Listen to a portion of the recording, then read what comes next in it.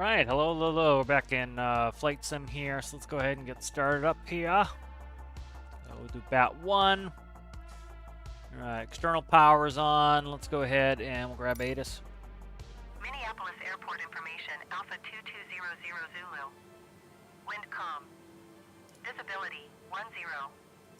Sky condition, few clouds at 4,800 feet.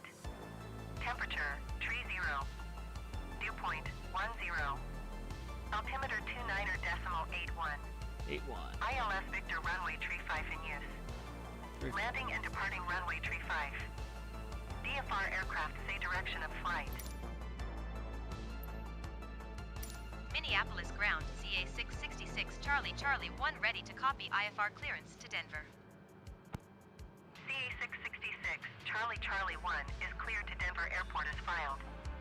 Takeoff runway tree 5 climb and maintain 10,000 feet.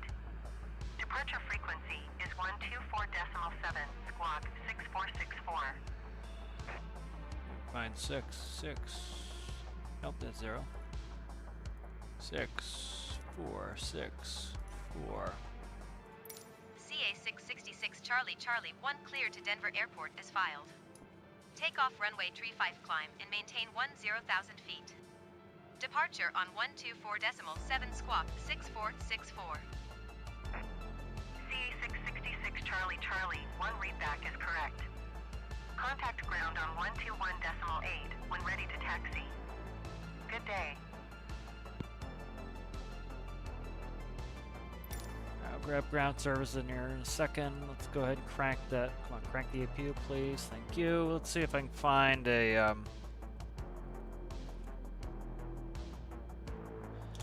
MSN. Let's see.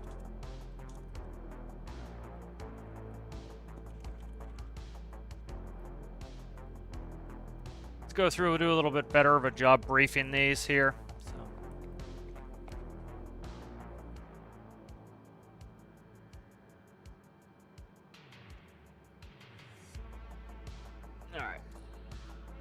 So here's the Minneapolis St. Paul MSP airport diagram. So we're at the terminal here. I'm not sure exactly where we're at the terminal here. They're taking off runway, what do they say? 35. Taking off runway 35, so we probably expect something in the neighborhood of cross runway 30, Charlie, Sierra, Delta Kilo is probably where we'll be going. I doubt they'll bring us over the top here. If we're planning on. Let's see if I get I hit my leg on something. Let's look at our departure. Do a little bit better briefing some of the stuff. All right, so we're doing a departure out of here for 35. Let's see.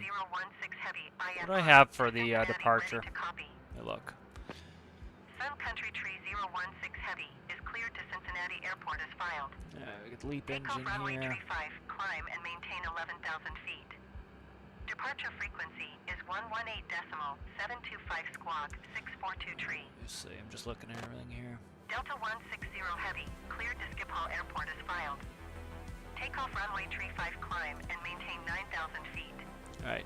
Departure on I know what I put in for a departure in here, but we're going off 35, so we'll take a look and see which would be likely the departure out of here. So departure, we're going off of, let's see. Sun Country Tree 016 Heavy. I don't see one for 35, so we'll just expect that for the runway diagram. All right, let's go ahead and push. Let me make sure we disconnect the external power.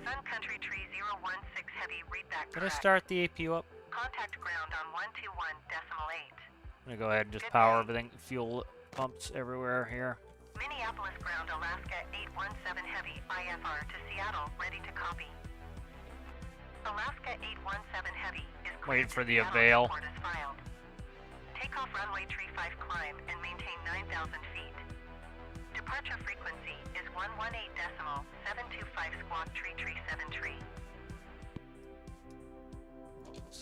All right, I just heard the relays click, so we're up and running. Ground Delta 2906 You can hear the packs going. We're available there. Okay, good. Let's go ahead and put on battery 2. Give me battery 2, please. Thanks. I'll go ahead and shut the gens off. We'll turn them on when I get the engines cranked. 13,000 feet. Departure frequency is 126.905 squawk 2256. Alright, let's try to catch pushback here. Will we have a chance? Minneapolis ground, CA 666, Charlie Charlie 1 requesting Park brakes pushback. off. Notch flaps. CA 666, Charlie Charlie 1 pushback request accepted. Minneapolis ground Delta 1118 heavy ready to Alright, copy let's see. IFR So, to let me Orlando. look. Delta 1118 heavy is Just cleared getting a to look at, Orlando that Airport looks like as 3-0 there, and then, so it looks like we're taxiing up here 5,000 feet. and across down this Departure way. frequency is 119.3 squawk 0302. That looks to be where we're going. Eventually we'll start pushing here. Ground Delta 160 Alright, let's get the heavy bleeds requesting configured, pushback. APU bleeds on. Delta 160 Alright, here we go, cranking 1. accepted. Alright, spooling Delta 1. 29er 6 tree heavy, cleared to Washington Airport as filed. Takeoff runway tree 5, climb and maintain 13,000 feet. Departure on 124.7, squawk 2256. Delta 29er 6 tree heavy, read that correct. Contact ground on 121.8. Good day.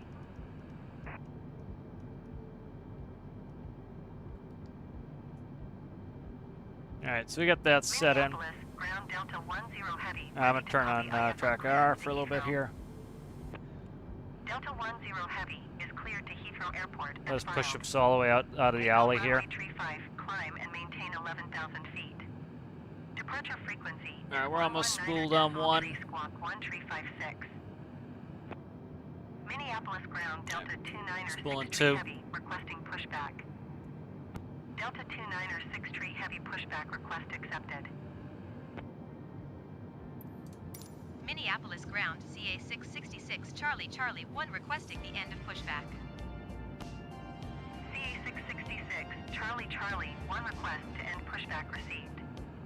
Alright, spooling up on 2 here. Minneapolis, Let's go ahead and ground set the Delta brake. 160 heavy, with Oscar Set the ready brake, to taxi please. Thank IFR. you. Delta 160 heavy taxi to and hold short of runway tree 5 using taxiway Quebec Delta cross runway 12 right Delta Kilo 1. Contact tower on 123.675 when ready. I'm gonna go ahead and put on Gen 1. Gen 1 is on. Delta 10 What's up with heavy, track cleared IR to here? Heathrow Airport as Moved filed. it. I'm gonna have to reset it. It's Takeoff getting runway tree 5, cold here. climb and Stand maintain by. 11,000 feet. Departure on 1 tree 2 decimal. Taxi to and hold short runway tree 5 using Let's taxiway reset here. Quebec Delta There we go. cross runway 12 right Delta Kilo 1 Delta 160 heavy. Let's check the engine. Engine spooled. Alright, let's get on the Gen 2. APU bleeds off. APU is off. Alright, good. Alright, we're good to taxi out of here. She gave us taxi instructions. Let me see what they were.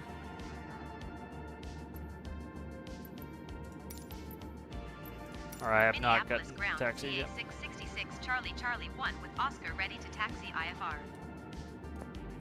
CA 666 Charlie Charlie 1 taxi to and hold short of runway tree 5 via taxiway. Bravo Alpha Tree Alpha Alpha 4 cross runway tree 0, left Whiskey 5 Whiskey Delta Kilo 1.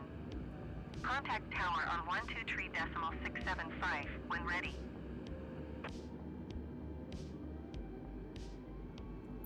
Taxi to and hold I short can't, runway tree 5 gotta using tag in every taxiway time Bravo when I do Alpha this. 3 Alpha Alpha for cross runway tree 0 left Whiskey 5 Whiskey Delta Kilo 1 CA 666 Charlie Charlie 1. Require quite a bit of thrust to get moving on the ground. This is a weird taxi instruction, it really is. I would have thought we were going straight up, but apparently I didn't shut that off. Minneapolis, ground Key Lime 5120 heavy IFR to Kilo Tango You see what Victor the Foxtrot, instructions ready to are and copy. actually look at the, so. Bravo Alpha 3, huh? Fuck. Every time I click over to the radio, it takes it off. See, it should have said, what the instructions should have been was Alpha 4, Bravo. Looks like Bravo. Let me look. We're on the runway now, so it should have been Alpha 4 cross 30 left. And then left on to whatever this intersection is. They didn't tell me that. And then whatever this one is. So, like, the taxi instructions are absolutely abysmal in game, which, whatever, I get it, but sucks. Sucks that they're not great. You know, so it should have been taxi Alpha 4 cross 30 left, left on whatever the taxiway was. I missed it. Whiskey, taxi whiskey, left on whatever it is up here. Like, they missed half the taxi instructions. Like, there's no whiskey taxi instruction on this.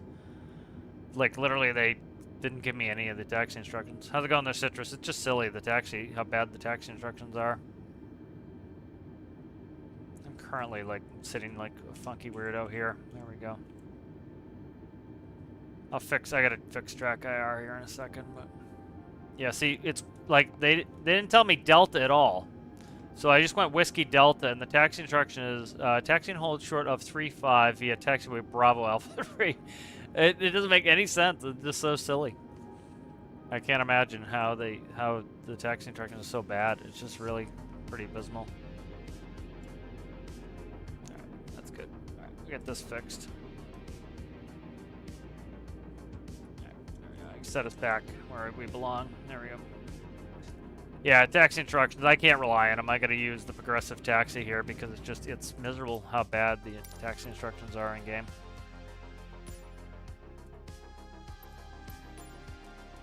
Like, it really shouldn't be that hard. Like, just, especially, like, I get the small airports, you're not going to get the diagrams right, but it's like the bigger airports. Minnie is not a small airport. Get the taxi instructions right. Yeah, it would be nice. CA666 Charlie Charlie, one hold position. Caution other traffic. Where? CA666 Charlie Charlie 1, continue See? taxi. Tells us the whole position. Roger, There's nobody in front of us. CA666 Charlie Charlie 1. Yeah, the taxi instructions are abysmal. Like, right now, we're on... I didn't even see. Just bad instructions. We should be going right here, I would say. I guess we're following traffic ahead. I guess they're going to take us this way. There was two ways to go. One through the ramp and one over there. The thing is, if you have... Well... They might be leaving that taxiway open for landings, but it's pretty short. That's probably what they're doing, is they want to let the landing traffic be able to take the right exit. Fuck. God damn it. You know, every time I go to do the radio, it clicks it off, so I have to re-click it to get control again. It windows everything, so it acts as a separate window. I gotta find a way to pin it back in, because it's really obnoxious. It's always when I'm taxiing, I have to answer the call, and then I forget to click back on the main screen, and I can't taxi.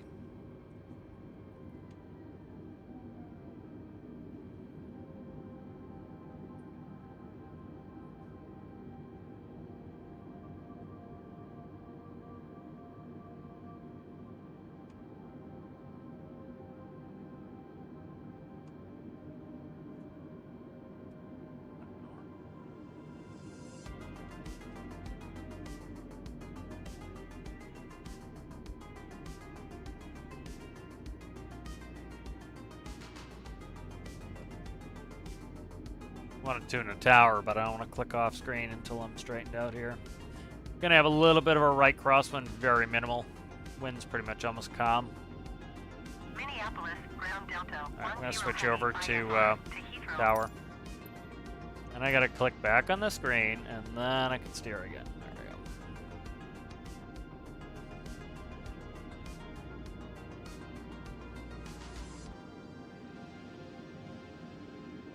Alright, here's the end of 3.5. Alright, so I got 350 set into that. What are you doing here? Why are you swinging it so hard? It's weird. We got a heading at 350 up to 10,000. Minneapolis Tower, altimeter Delta 165 Heavy 13 miles, south inbound ILS Victor, runway 35 approach. I'm looking for the Delta on final. Delta I don't see 165 him. Heavy Minneapolis Tower. Altimeter 29.81 wind calm, cleared ILS Victor, runway 35 approach. Clear the ILS, he could be something like 10 miles out too. So I didn't hear how many miles it was. Ready for departure IFR. Apparently there's Delta in front of me. It doesn't look like Delta. Delta 160 Heavy altimeter 29. I don't know why it's heavy either. Wind calm. Cleared for takeoff. Yeah, runway wind looks 35. calm. You can tell by the sock. You can see the sock is calm. Cleared ILS Victor, runway 35. Based on how far out the sock is, will tell you how fast the wind's going.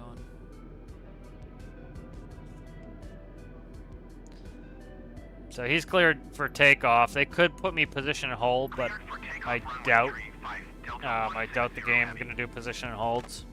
And we've got a Delta. God damn, I'm tabbed out again. Urgh. Fuck me, dude. It's very obnoxious, that system. Alright. Click on that. Click back over here. CA 666 Charlie Charlie 1 ready for IFR departure runway 35. CA 666 Charlie Charlie 1, hold short runway 35. Traffic is Airbus A20N on the runway. CA 666 Charlie Charlie. There we go. line up They're and going to wait. have me do a position hold. Line up and wait CA 666 back. Charlie Charlie 1. I'm surprised that the game will do position hold. So position and hold is we got that plane that was ahead of us still taking off. They want us to go out on the runway and wait.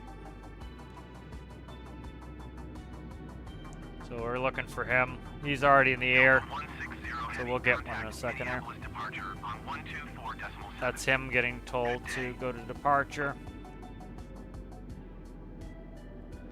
Alright, when you're lining up and waiting here, all the lights are coming on. 124.7 Delta 160 Heavy. Goodbye. Delta 165 Heavy wind calm, cleared to land runway 35. So they just cleared him to land behind us. 66 Charlie Charlie 1 That's us. altimeter 29.81 wind calm. Cleared for takeoff runway 35. Cleared for takeoff runway 35 CA 666 Charlie Clear for Charlie takeoff. 1.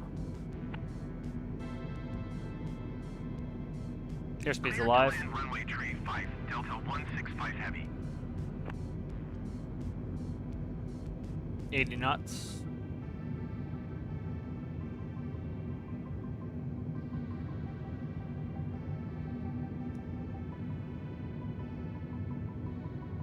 V1. Rotate.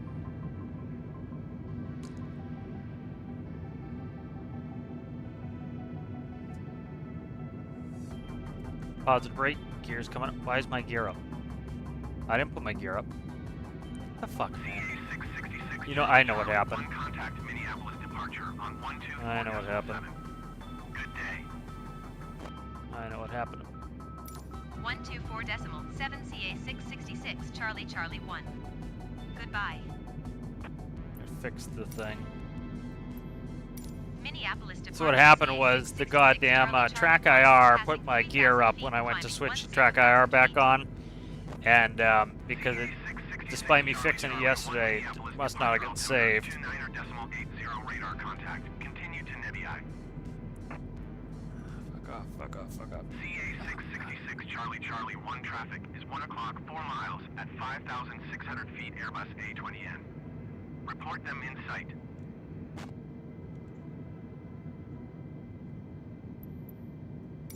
CA 666 Charlie Charlie is 1. Nebii Don't have here? Airbus A20N in sight. I should be able to put that in the scratch. Neb, N-E-B-Y-I, N-E-B-Y-I. N-E-B-Y-I, direct.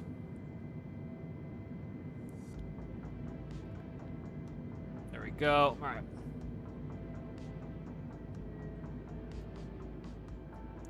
Give me this, please. Thanks.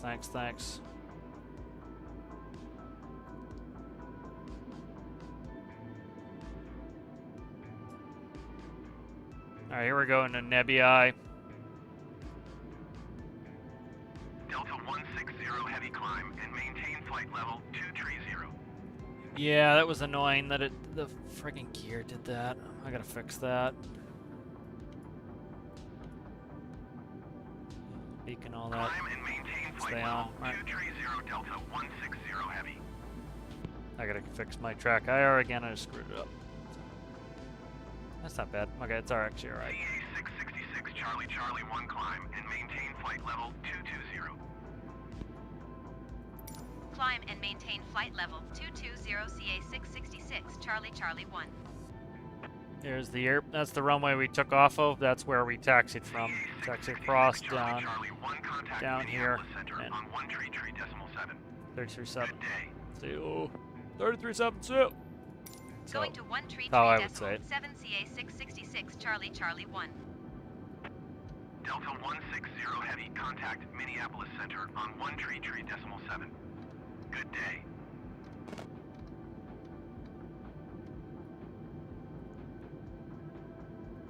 Minneapolis Center CA 666 Charlie Charlie 1 is passing 9,800 feet, climbing flight level 220. CA 666, Charlie Charlie 1, Minneapolis Center altimeter 29.80 radar contact. Continue to Nebbi. Yep. We're crossing Nebbi now. Minneapolis Center, Delta 160 Heavy, is passing 10,800 feet, climbing flight level 230. What is it doing? It's doing Delta this shit again. 160 Heavy, Minneapolis Center altimeter 29.81 radar contact. Continue. What the fuck? CA 666, Charlie Charlie 1 contact Minneapolis, departure on 124.7. 24/7. See ya. 124 decimal 7 CA 666 Charlie Charlie Go 1. back into that Goodbye. airspace, which is annoying.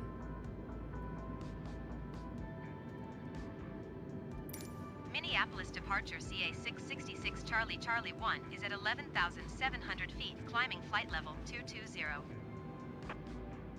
666 Charlie Charlie 1 Minneapolis departure altimeter 29.81 radar contact. Continue to Nebbi. Nebbi, thank you. How's it going there, Alistair? 66 Charlie Charlie 1 contact 33.7. Minneapolis Center on 133. See how we're going back and forth in the frequencies? So what's happening is we're stepping through the. She just gave me 33.7, right? Yeah, I'm on 33.7. I didn't sign off. That's why. 133 decimal 7 CA 666 Charlie Charlie 1. They're literally sitting next to each other. So usually, like, if you miss the call back, like say for example that it gets really busy, and I don't have time to read back, and I just switch. They don't give a shit because they're literally sitting next to each other, and they'll see, you know, the person next to me will get my call. CA 666 Charlie Charlie 1 is passing So it's like 14,100 the feet, two climbing controllers flight sit next to level each other 220. for 337 and for 24, whatever it is, 24/7. Minneapolis Center altimeter 29.81 radar contact. Continue to Nebbi. You know, so they don't need me to really piss in their ear all the time. Charlie 50. Charlie 1 contact Minneapolis Center on 135.0. Good day. SkyWest 4071 Heavy contact Minneapolis Center on 121.05. Good day.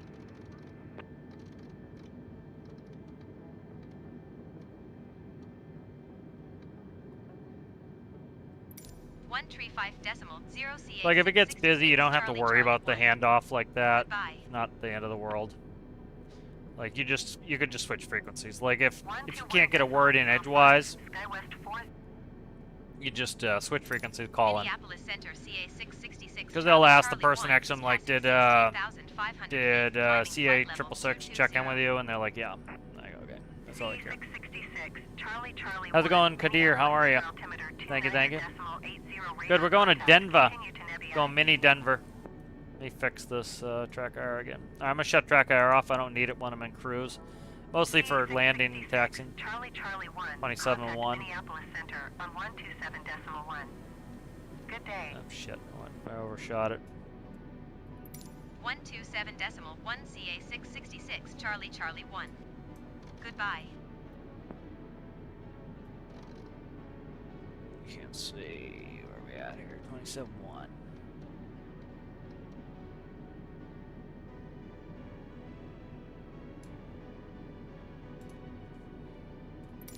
Minneapolis Center CA666 Charlie Charlie 1 is at flight level 190 climbing flight level 220. That's the airport, I think, right back there. 66 Charlie Charlie 1 Minneapolis Center radar contact. Continue to Nebii. Nebii. You see, Nebii is a long leg here. There's Nebii right there. Beat a Nebii. Beat a Nebii in local time off. That's weird. It's got our times all screwed up. Looks like 340. Climb and maintain flight level 340 CA666 Charlie 340. Charlie 1.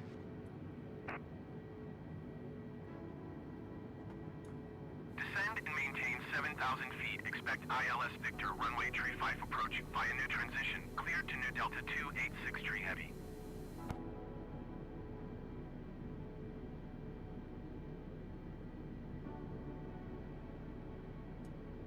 So, I've never been to Denver IRL, I've been to Mini.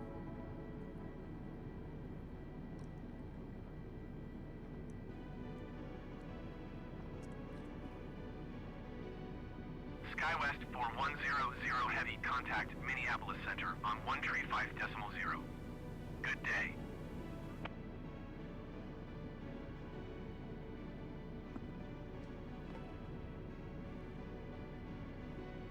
One tree 5.0 SkyWest 4100 heavy.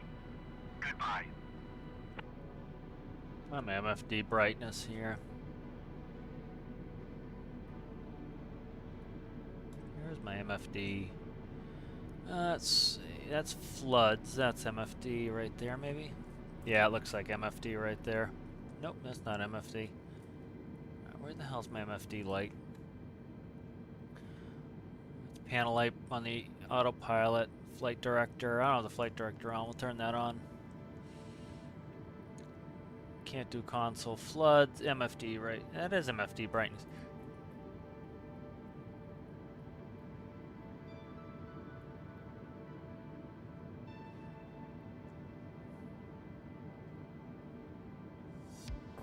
Altimeter was 8.1.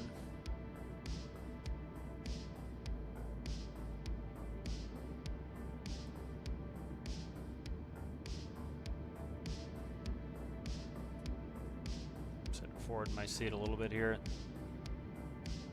Can't move the cockpit door. Turn the floodlight on though. There's the floods right there.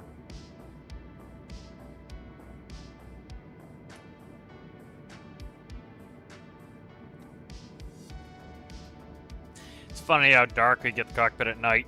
Like, nobody wants a ton of light in there, and the flight attendant swings over the door. He's like,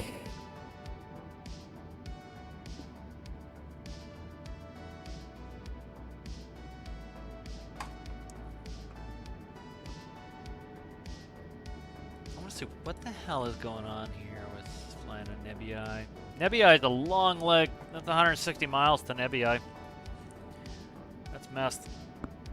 No wonder it's taking me forever to get there. I had to crank all the way up to 320 just to see Nebii. The times are all screwed up. I don't know what the time's about here. I don't know. Weird.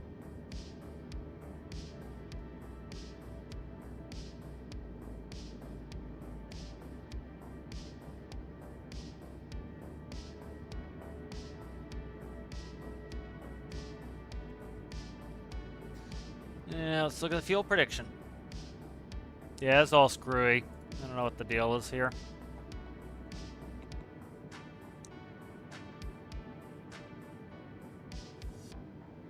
It's going to be negative 52 degrees at flight level 390. 360 at 90 is the wind.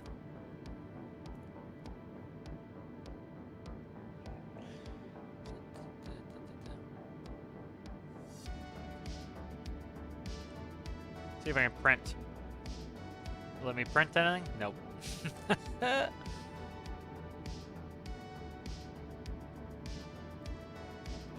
That doesn't do anything. Nope, that doesn't do anything. Section flight plan, no fuel. Let's see if we have the approach in. Yep, ILS 25 into Denver is 111.55 and a course of 269er. The wind was 220 when I made the flight plan. So. CA 666 Charlie Charlie 1 climb and maintain flight level 390. Climb and 390. maintain flight level 390 CA 666 Charlie Charlie 1.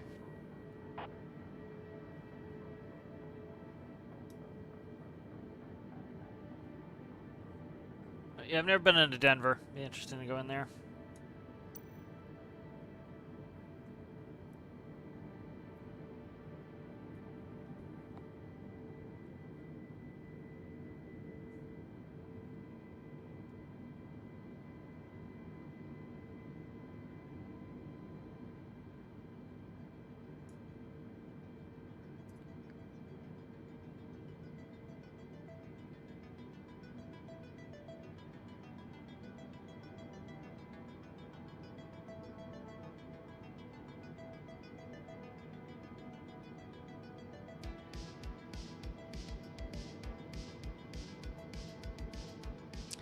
Let me estimate my own time to Nebbi 160. We're going 409.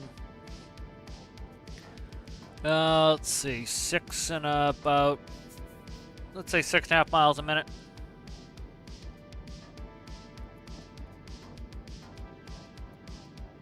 About 24.5 minutes, a little bit more. Let's say 25 minutes to get the Nebbi. And that's my guess, and it says 23:38 is the time, I believe. Let me see, what are we on, 4? 19 and 4. Yeah. That's the time, the estimated time. 23:39 Zulu.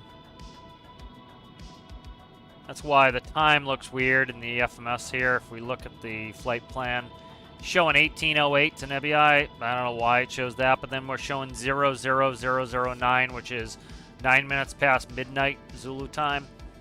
That looks right. I don't know how far Chowie is from there. I don't think so. That's a long way to doing 10 minutes.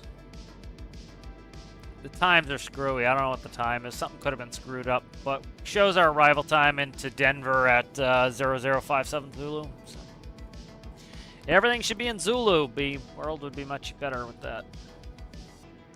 Much rather everything be in Zulu. Makes more sense. One time for the whole world.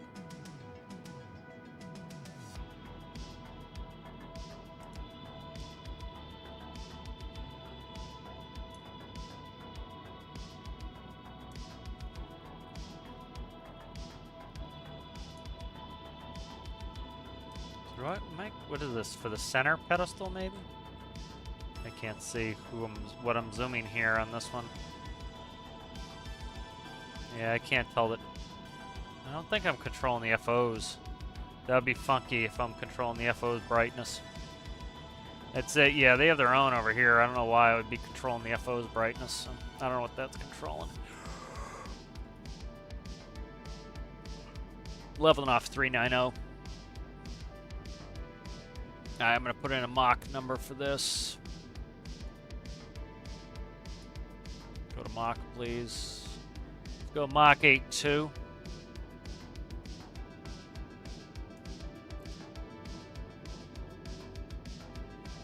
Alright.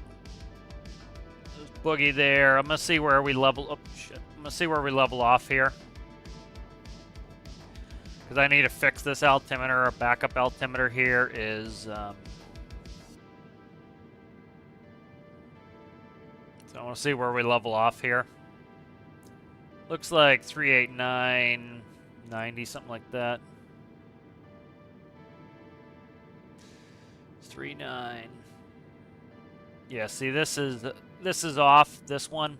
So if we look at the two altimeters, wait till this one levels off. This one's about 100 feet off. So let's scroll this one down, get this one on point. About on the money. Yeah, it's about there. That's good. All right, those are now evened up. This is the primary we're running off of. You can see on this side, the first officer can run their own altimeter. Overspeed. I Overspeed. don't know why we're oversped here. Overspeed. Overspeed. It overspeeds us on its own for some Overspeed. reason. Overspeed. Overspeed.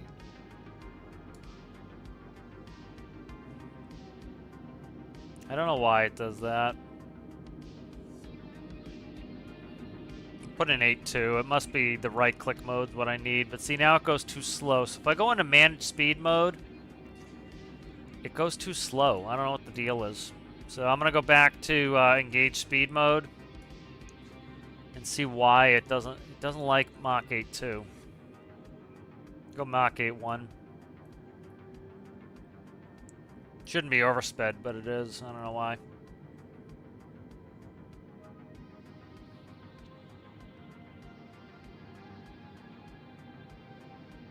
This is a long leg to Nibby.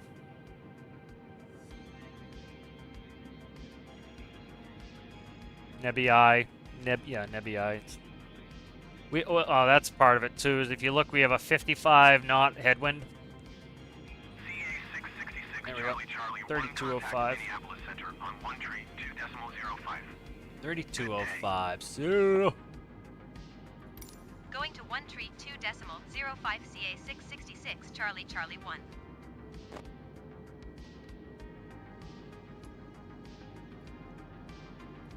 Minneapolis Center CA 666 Charlie Charlie 1 flight level tree 990. CA666 Charlie Charlie 1 Minneapolis Center radar contact. Continue to Nebbi. We are in the flyover country. I know that's seen as a disparaging comment, but we are in flyover country, so it doesn't surprise me that we have a 200-something nautical mile leg.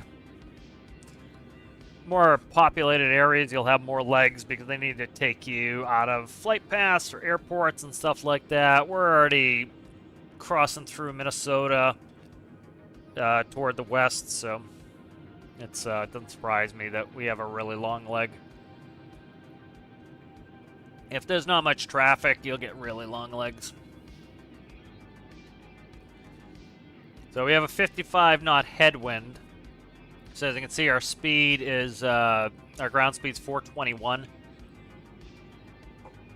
So if we didn't have that headwind, we would be at 475 ground speed. And you notice the headwind's coming from our right. And because the headwind's coming from our right, we're corrected over automatically to go into the wind. So if you had to fly that yourself, you would give it that little bit of turn in the wind.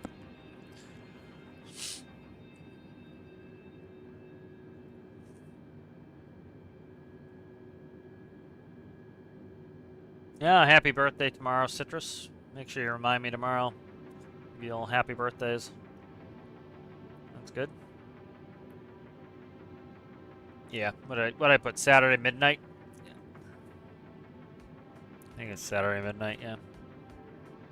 I don't have the counter. I'm gonna make. Well, there is a counter on there, but I'm gonna put a different counter in addition to show exactly when the challenge time is up. I copied the link from Alistair's, and it was putting me in Western Canada, so I had to go to the main website and fix it. Let me see. I'll add one on there so it shows you how many hours you have, days and hours maybe. We'll do that. Let's look. Where are we at here? There it is. All right. So it's August 4th at 0.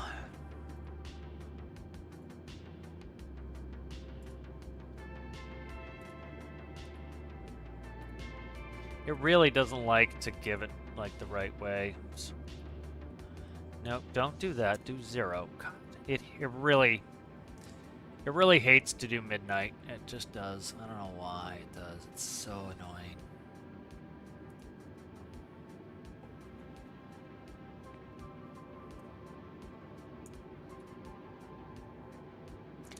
Like 24-hour time is superior to 12-hour time is, you know, and then Zulu time is superior to everything, and it's just like they fight you on all this. It's like, at least allow me to do all of them. It's like, why is it not letting me change this?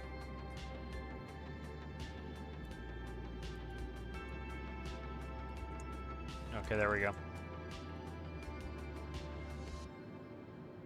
Yeah, see, it makes me do it in PM, which is silly.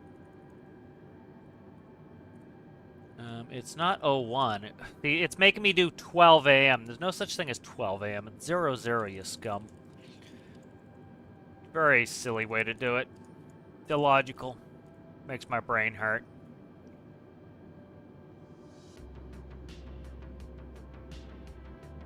Cessna 5, Mike Tango, you are 16 miles north.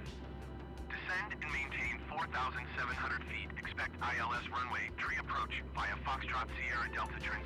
But I'll put this up Clear here to too. Foxtrot Sierra Delta. Shit. I didn't mean to start a thread. Okay, so Climb and maintain 4,700 feet. Expect ILS runway, tree approach via Foxtrot Sierra Delta transition. Clear There's to a thread. Foxtrot Sierra Delta Cessna 5, Mike Tango. I didn't mean to start a thread. How do I get rid of it? Alright, so it says there on there now you can hover over it, and it says in 5 days. So. I'm going to change it, get rid of this redundant part here where I put it out.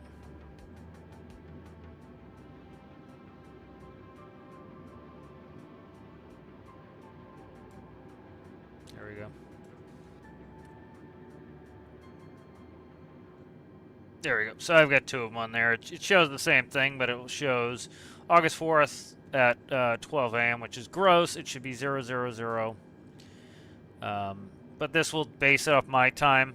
If one of you guys wants to check that, just make sure it's correct on your time for, you know, it's my time at midnight on Sunday morning. Hello, Guard Halo. Hello, hello. How are you?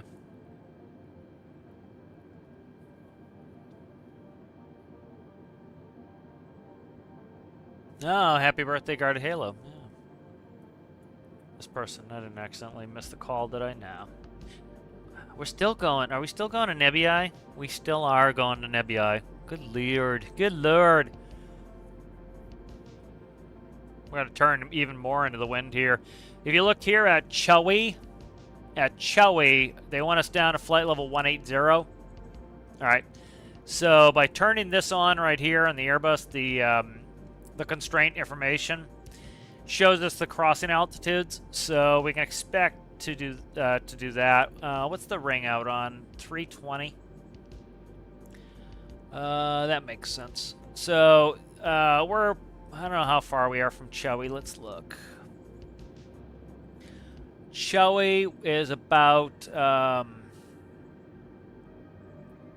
231 miles. So a 231 mile leg divided by, what did I say, six and a half?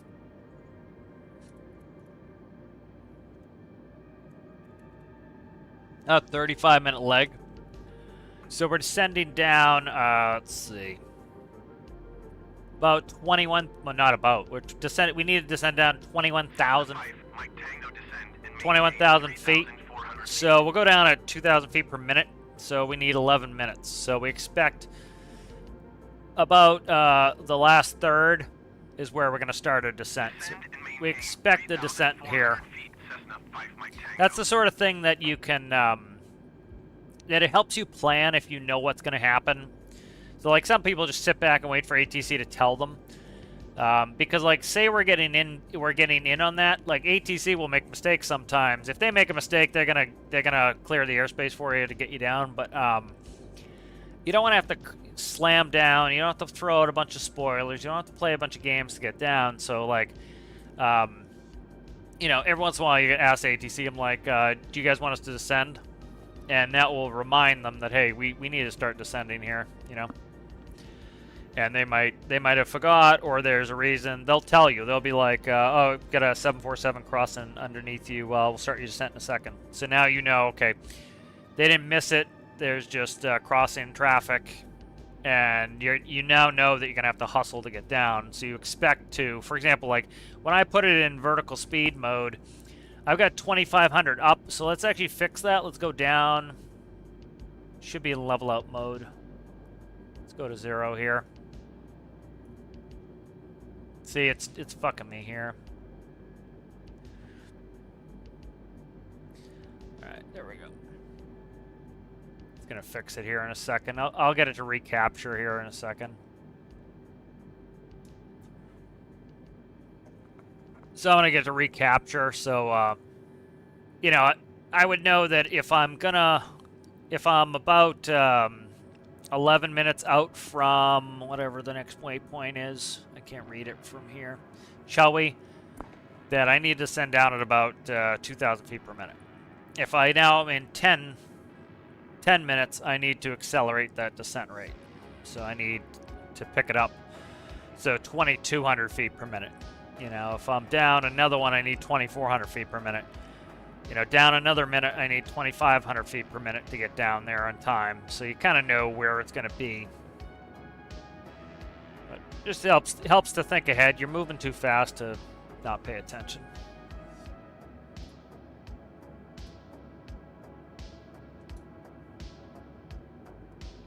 All right, let's find Denver. Find some stuff for Denver. Once we start descending, the stuff gets busy, so we got time now. Which one are we going into? We're going into Denver International. I hope we're going into Denver International. Let me look. I hope that's what I planned it for. Yeah, Denver. KDN, that's Denver International. So I planned us into Denver International. Let's go ahead and take a look. Oh, they actually have an airport diagram, huh? Nice. This is Denver International. So some things to think about with Denver is the elevation is high. We're 5,328 feet above sea level. So on a hot day in Denver, it's tough to take off. So if you look at the runway lengths, all the runways are long. We got a 12,000 foot runway. We got one here. This one is a, what's that? 26. What is it? 8? 262. This is a east-west runway, and the rest are north-south runways. And this one's 12,000 feet, 12,000 feet, 12,000 feet, 12,000 feet, 16,000 feet. And the whole reason that is, here's another 12,000 foot runway. The reason they have so many long runways is because it's at a high altitude. So the air is much thinner in Denver. So the 24-1. 24-1. Sure. 24-1. Sure. 124.1 CA 666 Charlie Charlie 1. Goodbye. Yeah. Minneapolis Center CA 666 Charlie Charlie 1 flight level 3900. So 666, Charlie Charlie yeah, I'm still going to Nebby. Minneapolis Center radar contact. Continue to Nebbi. Yeah, so that's why the runways are so long, is because you're already at 5,000 feet, so the air is much thinner, and so you need more runway to take off. So that's something to keep in mind. So on a really hot day, if you get an airport like Denver, if you had a 100 degree, 120 degree day, 120 is excessive, but let's say you had a 100 degree day in Denver, like literally you might not be able to take off. They're, generally speaking, these runways look long enough, they should be fine. There's a 16,000 foot runway here.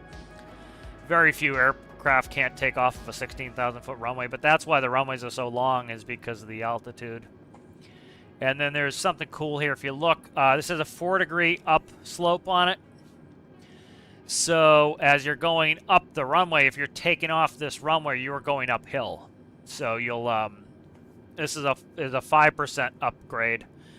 So you're going uphill, that's going to make it even harder to take off as well. So if you're going downhill, that helps. If you're landing downhill, you don't want to flare so much. You want to keep going down with the slope of the runway. So there's some information to kind of understand.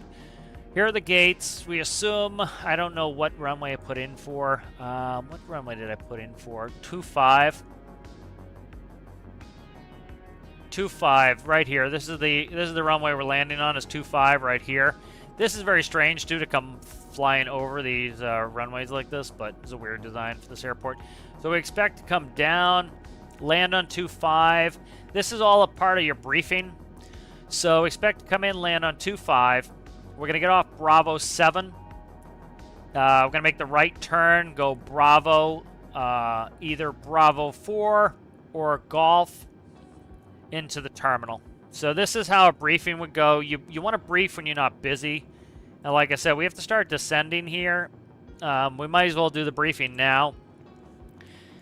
You know, we would change the briefing up if need be. And then we're looking for the ILS 25. ILS 25 right there. All right, here's the ILS 25.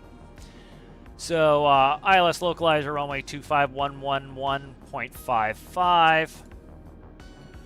So you want to verify all this stuff. You want to be prepared. You don't want to do this stuff last minute. Let me see.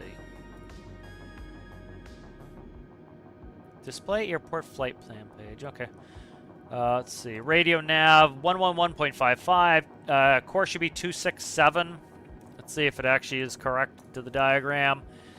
Final approach course is 263. So the game is wrong again by a few degrees. So it's 263, not 267. Runway landing is 12,000 feet long. Touchdown zone elevation is 5,355 feet above sea level. Airport elevation is 5434. Let's see. Missed approach climb 10,000 on 263. Likely we'll just come back for another one. That's what's published. You never do that. Like, almost never in the airlines, because what you're going to be doing is you're going to be either going around for another landing, or you're going to leave and go to your alternate. You're not going back there. We're still, what's the time here? We got about 2 minutes, 2 to 3 minutes before we hit Nebii. So, all right. Likely you're not going to do that. If the weather is clear, we're going to go back around and come in and land for runway 25. The weather should be clear. We listen to ATIS when we get closer.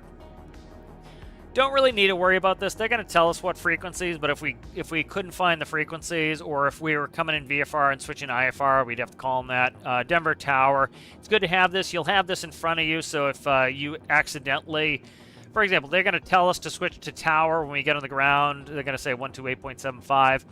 So if I don't hear it right, or don't hear it at all, I can look right here and I've got it. Ground is right here, 121.35. Clearance we'd want on the way out, so it doesn't really matter. So these are the two alternate mists. We're not going to do either of those mists. Here's a smaller runway diagram, or airport diagram right here. Here is the vertical segment of the approach. So we're coming in about 10,000 feet at, what the hell is that? Ethal int. That's ethal, okay. 3-degree glide slope. This is the final approach fix right here. We expect to hit that at 7,000 feet. We're going to go in on that. So you can see that's about, that would be just shy, that's not just shy, that's 5 miles out. So the initial approach fix is right here. That's, is that 10 nautical miles? Yes, that's about 15 nautical miles out is Ethel. And then Gasti is the final approach, or is the final? Yeah, final approach is 4.8 out, it looks like. It shows 5 down here, but it shows 4.8 there. It shows 0.7 there, so I don't know what the dealio is with that. But that's what we're going in on here. So the nice thing with an ILS guarantees us we can go down to 200 feet. So if the clouds are at 220 feet, we could make it in. So that's why you do an ILS, is to get yourself in there.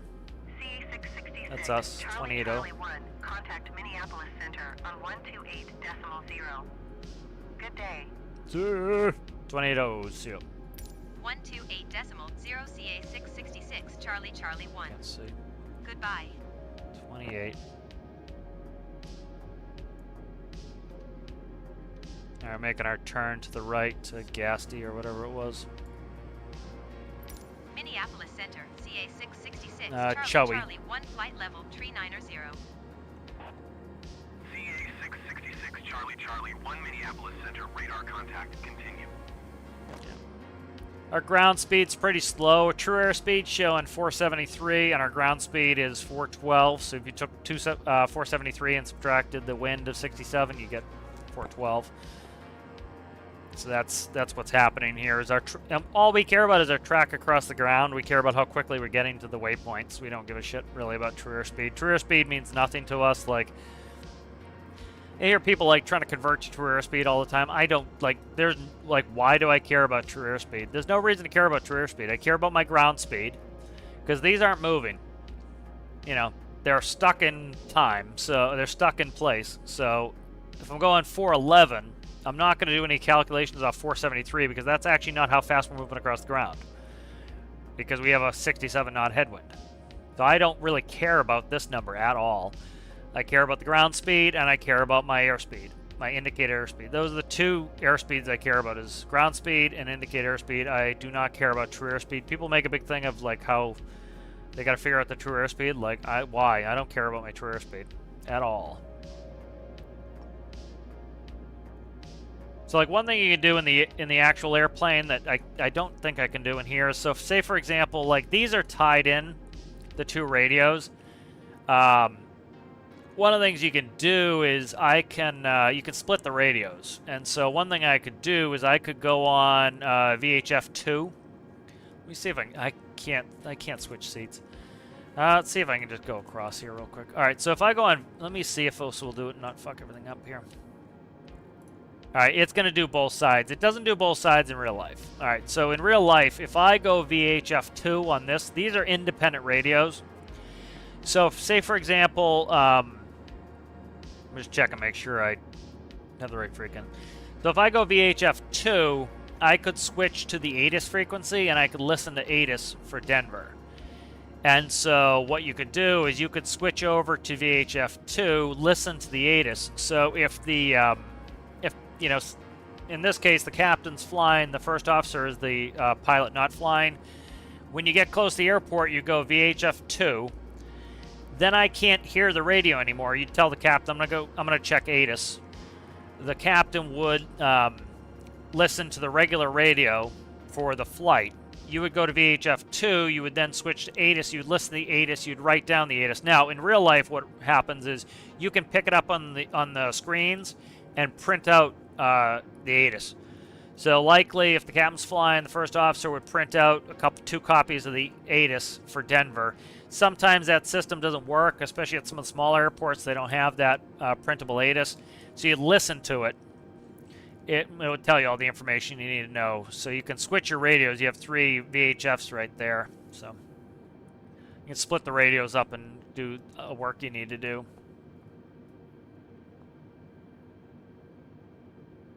Let me check up on chat here.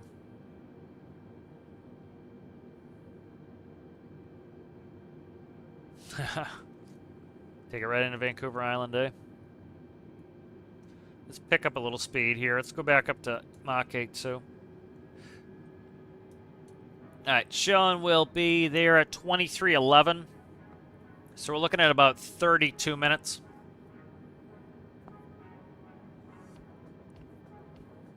We have a 70 knot headwind. That's not, like I said, not helping us. Once we get to Chowie, again, we're going to want to be down at 18,000. We need to pass Baikar at 18,000. Let's go to plan view real quick.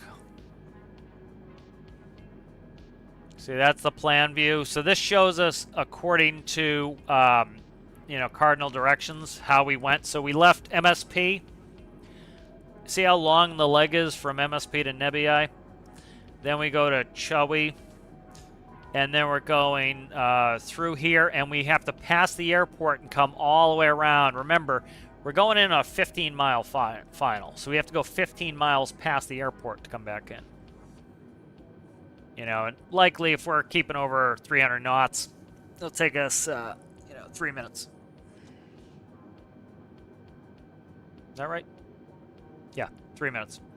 Take us 3 minutes to get out, 3 minutes to get back. Well, we're not going to be... Well, it'll take us longer to get back because we're going to be slowing down at that point. But that's the plan view That's the, well, let me click on it, you prick. Click, click, click. There we go.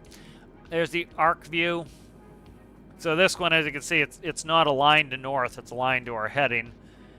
Here is nav. Why won't you go the right direction? Nav's 360, same thing, it shows you the compass rose, but it's 360 degrees. Some people like that. Generally speaking, I do arc view. VOR, and then ILS will show you, will give you the, it will give you the localizer on there as well. And this will give you the glide slope right here. So that's ILS right there, the course. So you'd switch on that if you when you're doing the ILS. We'll stay in arc for now. If I put in all the waypoints, you can see a ton of waypoints will show up all over town. NDBs, there aren't many NDBs left. Airports, you won't see that many airports. VORs, there tend to be quite a few. And then this is my ranging. So if I wanted to down the range, we're so far from the next waypoint. We're 188 nautical miles. So if I go to 160, we're not going to see anything. So stay at 320.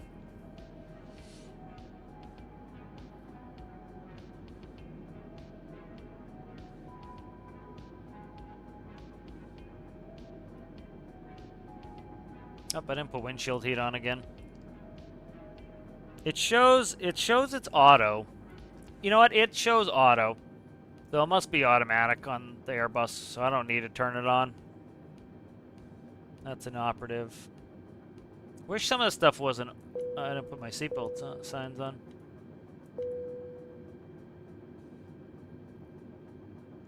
Dome light in here. Yeah, that's the dome light in here. Where's the flight attendant? Flight attendant, I think, is actually on the console. I think the flight attendant call is down here. That's not what I want to do. I think the flight attendant call is right here. I can't remember. It's been so long since I've been on a 320. But that's how high you should sit, too. Again, using the ball to figure out I'm too high now. Probably right about right there. All right.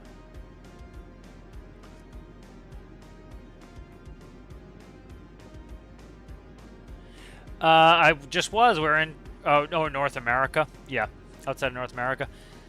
Yeah, it just take a long time. I used to do it quite a bit. I used to go to do South America back when I was in college. I'd do a lot of flights down to San Juan.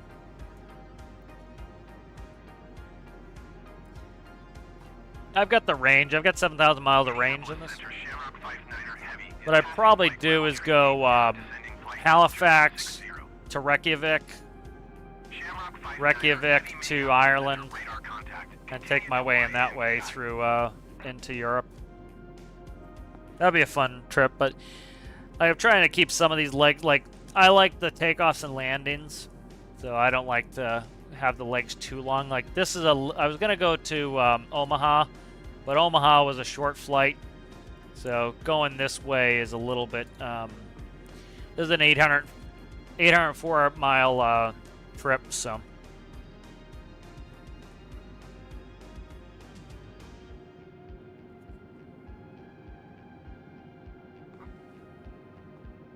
Yeah, it'd be nice to do Halifax, Reykjavik, cross to Ireland, and then putt around Europe would be kind of nice.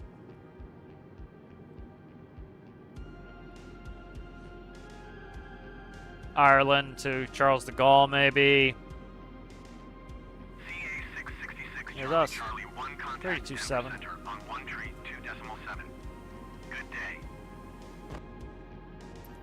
One tree, 2.7 CA 666 Charlie Charlie 1. Goodbye.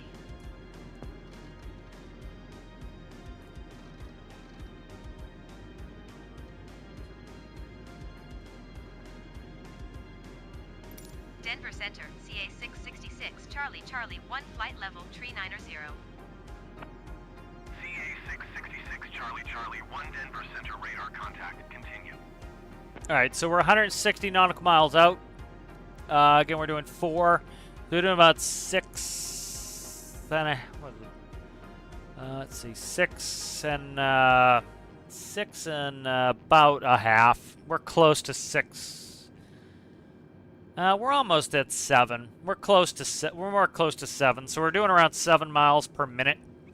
So you do 160 divided by 7. 22 minutes, almost 23 minutes. We can also, it tells us right here, but it's good to kind of keep it in your head too. So 23 minutes.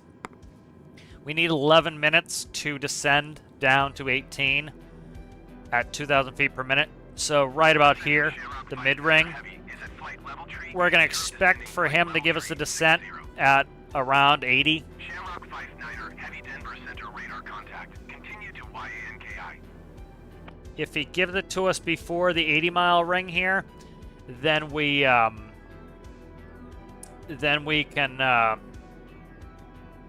can go ahead and descend at 2,000. We'll make it in time. If not, I've got to do better than 2,000 feet per minute to make that crossing restriction.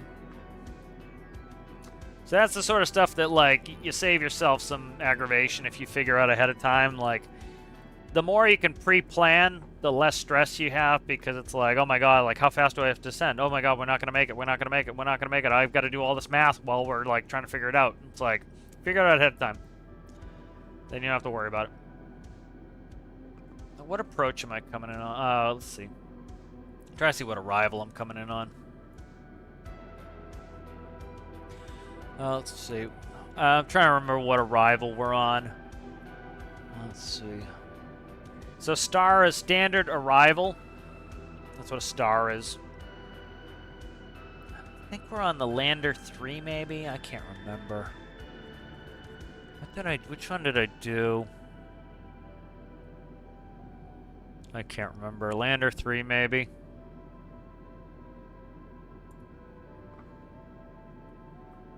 Lander 3 arrival.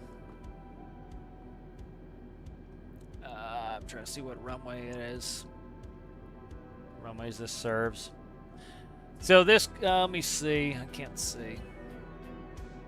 Fonto yonder. Fonto yonder flat. Let's look. I put in the approach. I didn't look though. All right. We're sorry, but look up. Dying here.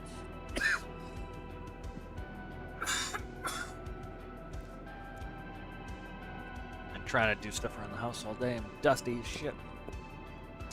All right. Shall we buy a car? Yampa JNet. So I gotta find what arrival that is.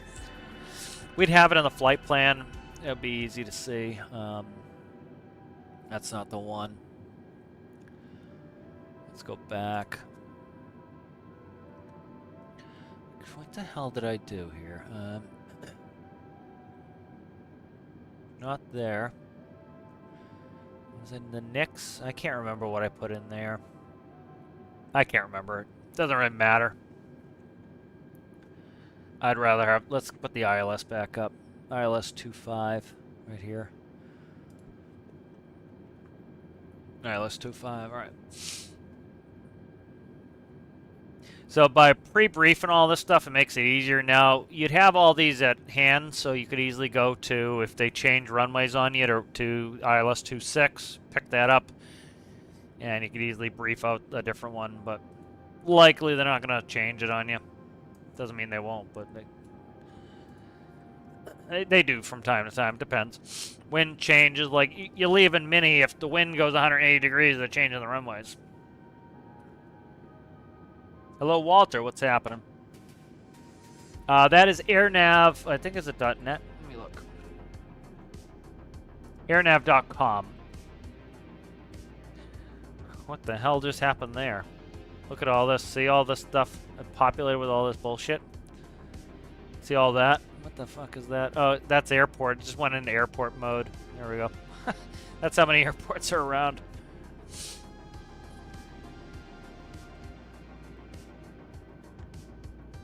I don't know why. I must have accidentally clicked on it.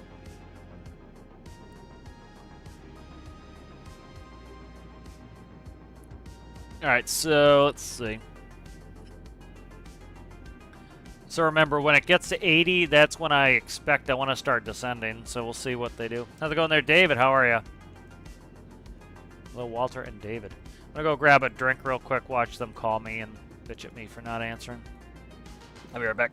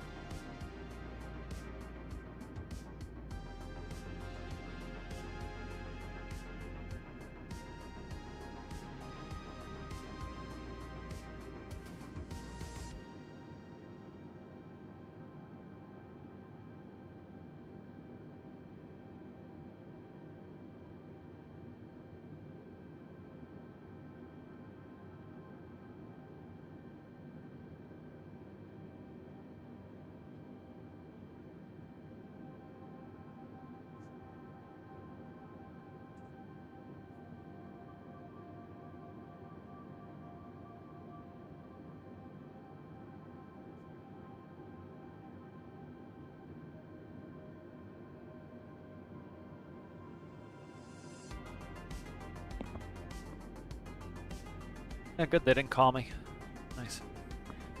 This is like, again, to disparage. We're in flyover country here. There's not much going on. They're not going to be switching us too much. You're around New York, you're going to get switched constantly. DC, switch constantly. Northeast corridor is the most busy. Yep, in my element. Trying to get back to the airlines here, so I got to get practiced up.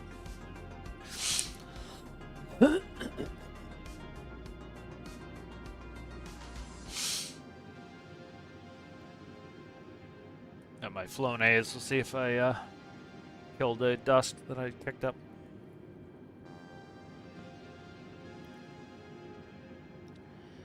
Alright, so when Chewy gets to about 80, I would like to start descending. We'll see what he says. If we go past, it's not a big deal.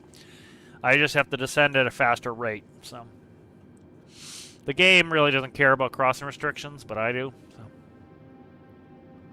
IRL, you have crossing restrictions. You gotta follow them. So it says we gotta cross at flight level 180.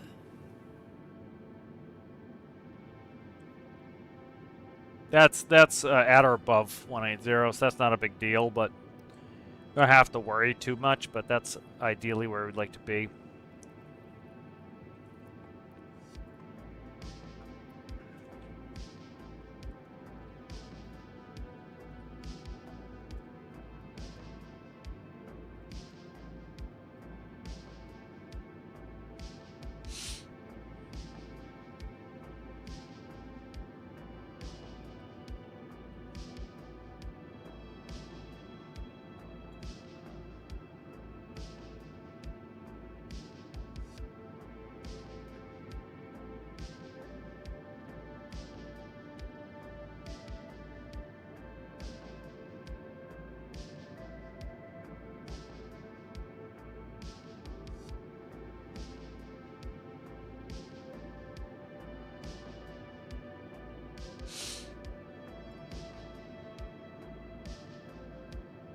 I've got joysticks. I got two joysticks going. I've got the left one for the thrust lever and right one for the stick.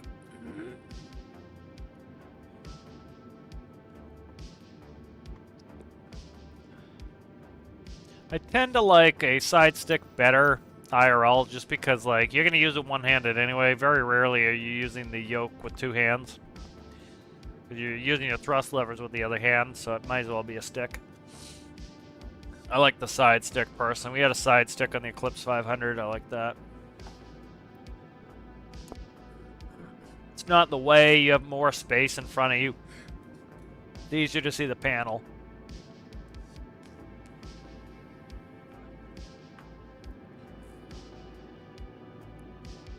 Side stick feels very natural. I like the Embraer's ram's horn probably better than like Boeing still has the old school U-shaped yokes. I'm not a huge fan of those. I would prefer to have the ram's horn. Feels more like a motorcycle. I think I can find a ram's horn.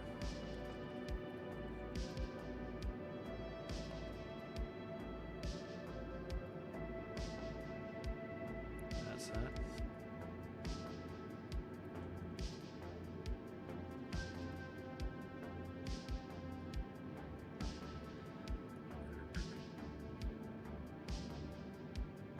That's what a ram's horn looks like. This feels comfortable running these. You generally, you know, if you're a captain, you have your left hand on the ram's horn, you have the right hand on the thrust levers, and vice versa if you're in the right seat. But that's often what you're using as a ram's horn.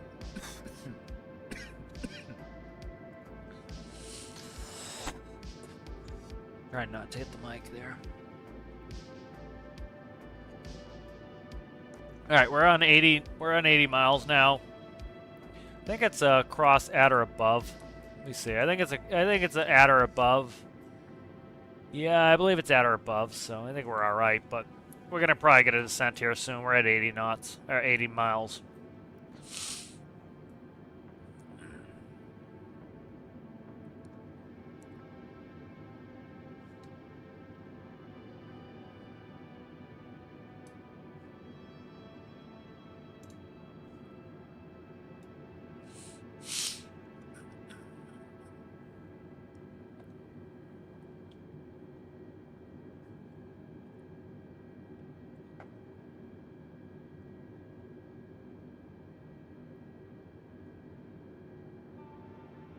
Yeah, these are all the blower fans. The game's got all that in op. The packs in the middle on the Airbus.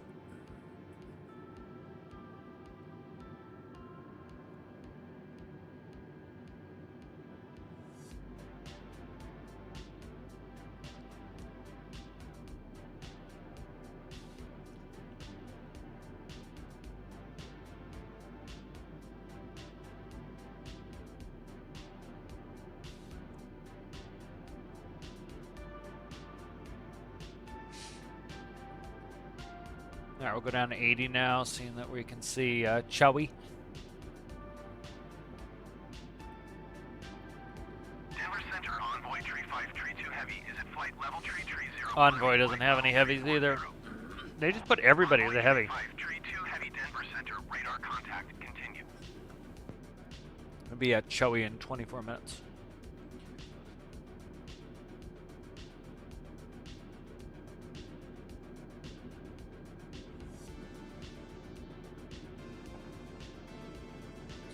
So the next one's about 38 miles.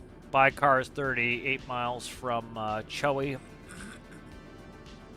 Then we get about a 61 nautical mile leg after that. And then about a 110 mile leg after that.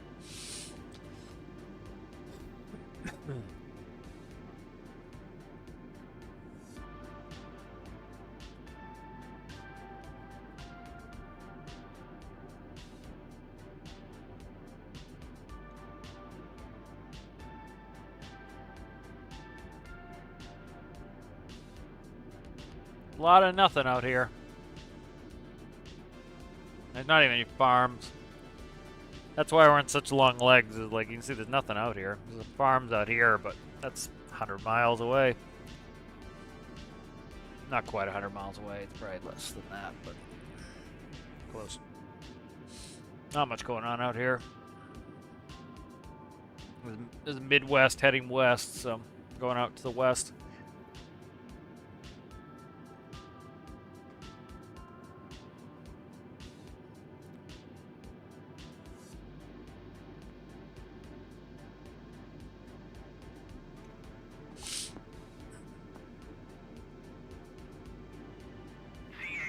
Here we are. Charlie Charlie 18475. on 118.475.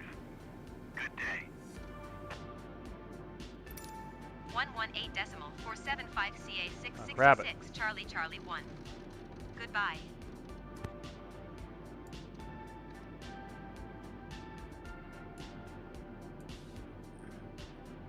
Denver Center, CA 666 Charlie Charlie 1 flight level 390. CA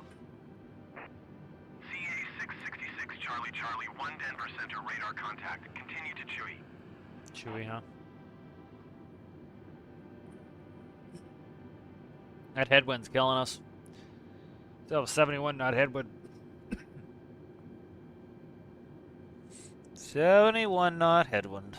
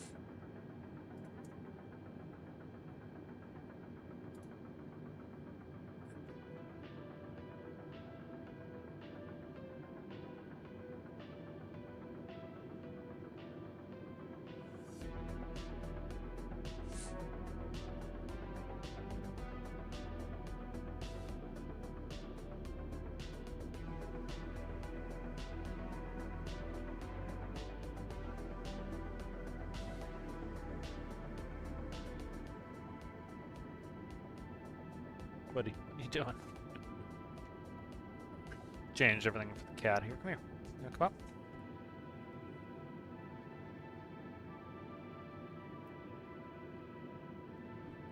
Buddy.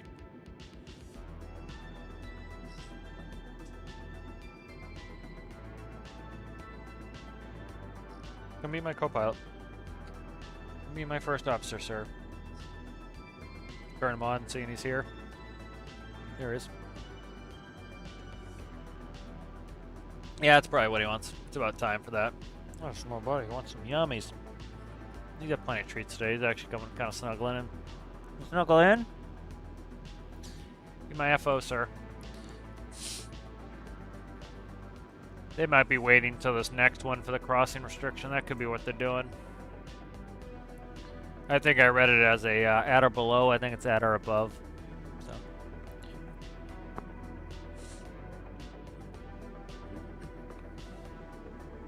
Just got hit with allergy bullshit here for a second.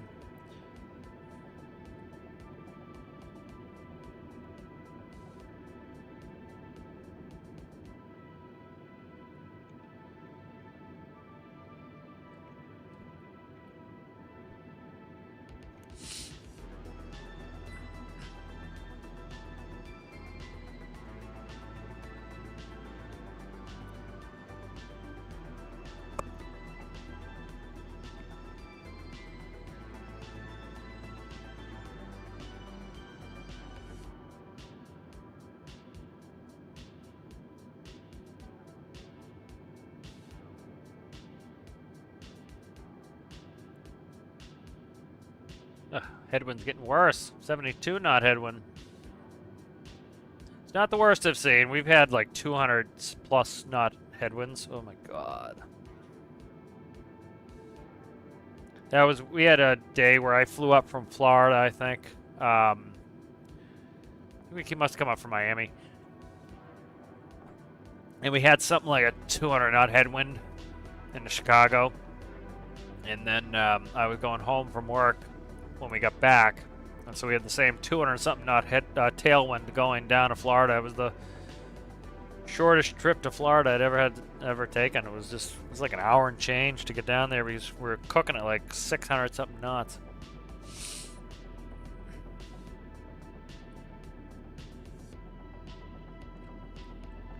Yeah, we're starting to get some fields, some croppage here. These actually might not be crops if they're split like this. Like, see, there's high parts out of it. They could be settling ponds. Yeah. Like, I can see them split 50-50, but, like, some of these, I don't know.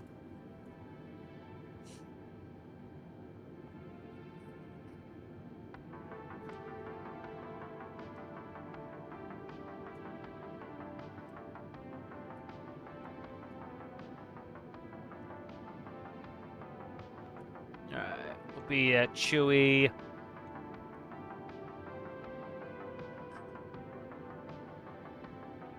Couple minutes, 2 minutes.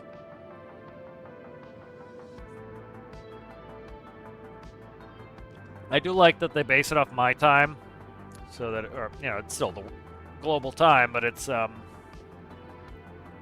can look at my clock on the computer and tell how long it is to get to the point, next waypoint. You know, we have a clock right here, you can see. 08:58, and then we have 11 minutes to go.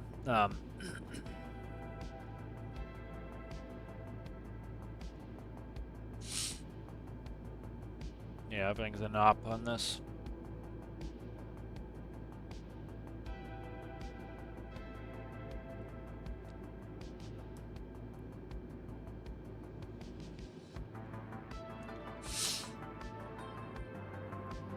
Yeah, so it must be a cross at or above 180, so those we don't have to worry about.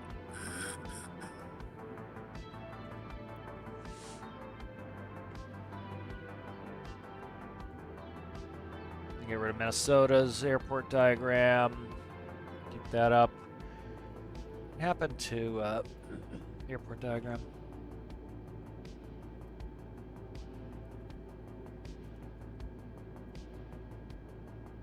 Get that up again. There we go. Use that for taxi. Never been into Denver. IRL. Very strange airport.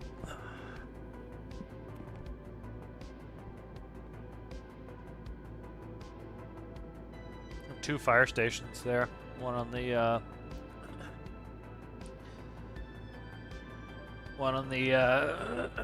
north and the south side of the airport.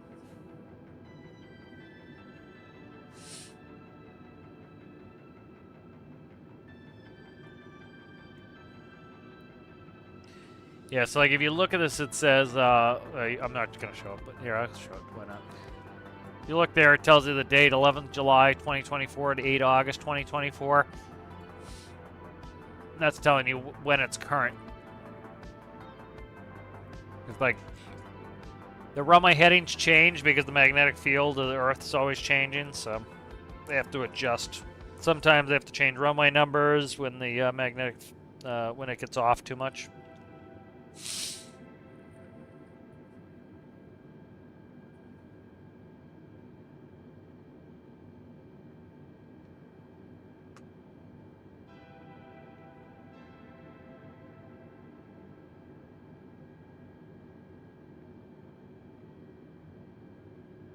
Coming up on making a turn here. There we go. Being by car. 6 minutes.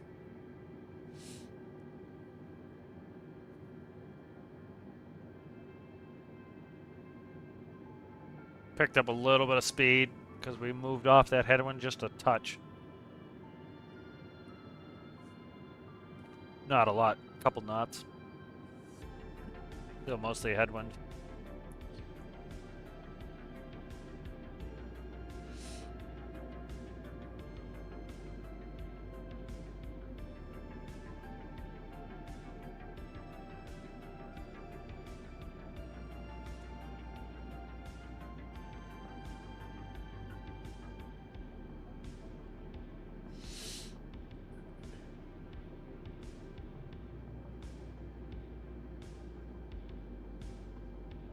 That's pretty funny.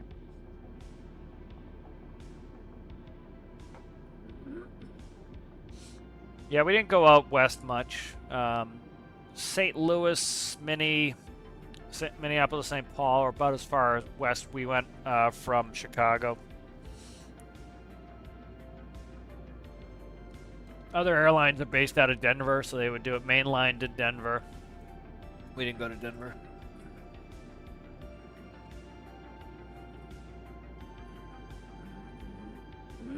Sorry about all the hacking and nonsense. I got the allergies shit catching up with me for some reason. Wore the dust mask the whole time I was cleaning. Contact Denver Center on 127.905. Good day. The other thing that, you know, when they talk about it being flyover country, all the people who live there get all offended. But the fact of the matter is, like, you hear how quiet the radio is. That's because there's no planes out here. You know, there's no airports out here. There's no planes out here. That's why they say it's flyover country. There's nothing out here. Like,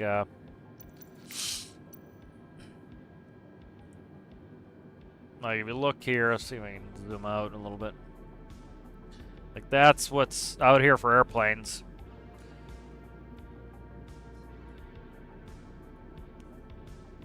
I can't effectively zoom, but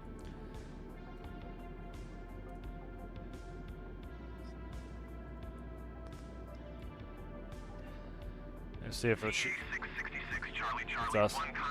It'll show airplanes in a second here.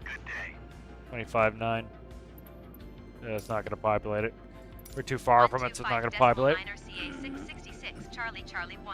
Like, New York's packed for obvious reason. There's a lot of people there. That was a 25.9er.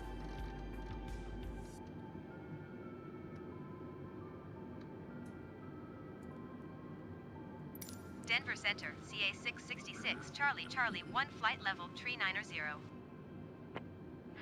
666, Charlie, Charlie, 1 Denver Center radar contact. Continue to Baikar. Baikar. This is that long leg to, what is it? Yampa. Got like 100 miles to Yampa once we get past Baikar.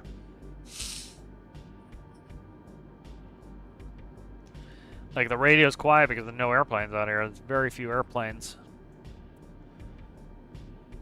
And we're on one sector, so it's based on the altitude and where we are, and so there's like one other airplane in our sector. You get out New York, Boston, DC, Chicago, radio's constant.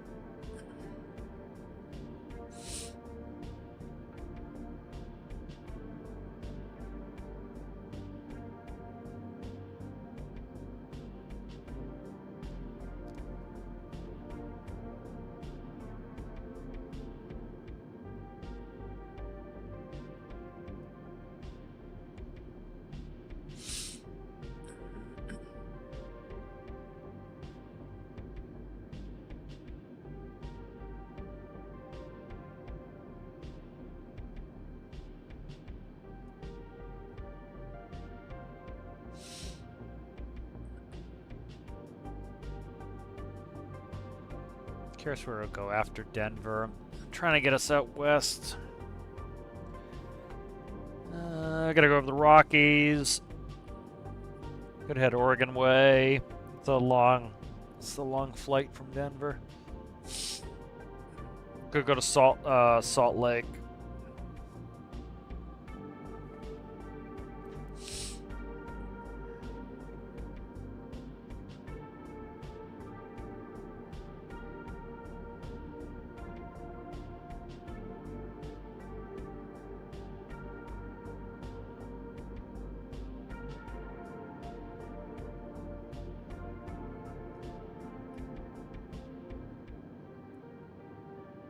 Crossing Baikar now.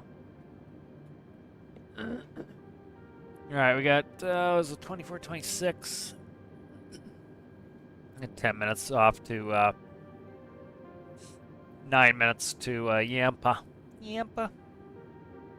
60 miles away.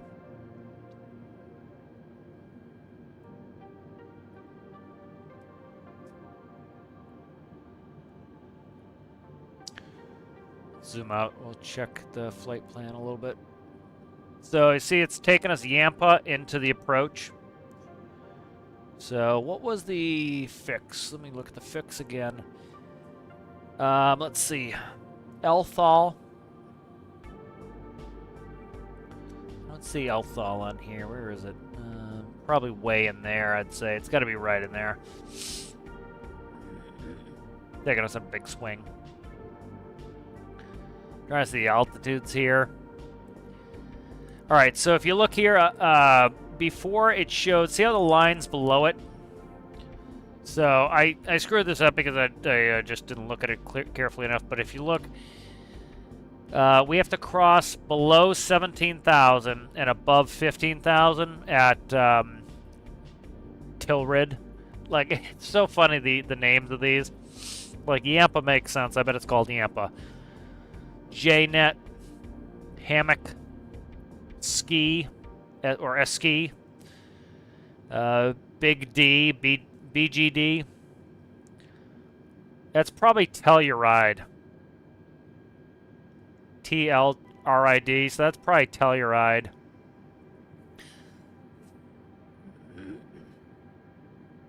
So those are crossing restrictions there. So the other one was above 18,000. That's why they didn't have us descend. It was a cross above 18,000. So don't have to worry about that. Yeah, I've been feeling Kerbal there a couple months ago, and I got all the mods in, and then I just was like, ugh, I don't want to screw around with mods. That's one of the things, like, people asking for mods all the time. Like, there are good things with mods, absolutely 100%. But, like, for example, mods for Ark aren't a big deal. Certain games, like Farming Sim. Like, when we played Farming Sim last October, I took them all off the official mod hub. All the guys would get a ping that they had to download X, Y, and Z mod before they could play multiplayer. It wasn't a big deal. They auto-load into the game. It's not a big deal. But other mods are a big pain in the ass. Like, a lot of these people are asking for mods for Stormworks. I'm not a huge fan of it, frankly. Because you end up, like, imagine what the workshop would be. You'd be like, oh, this person made this build. Great, I want to try that build out. Oh my god, I need 25 mods to make that work.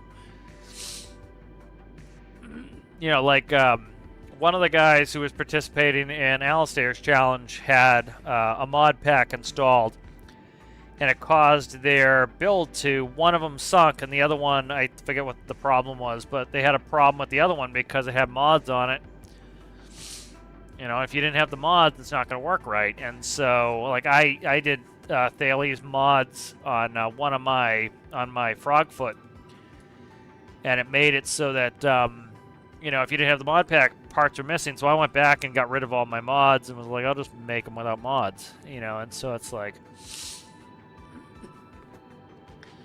kind of, you know, there's a lot to be said for doing a vanilla gameplay. Like, everybody has the same parts. Show me what you can do with the same parts, you know? Kind of like a stock car in that regard, you know?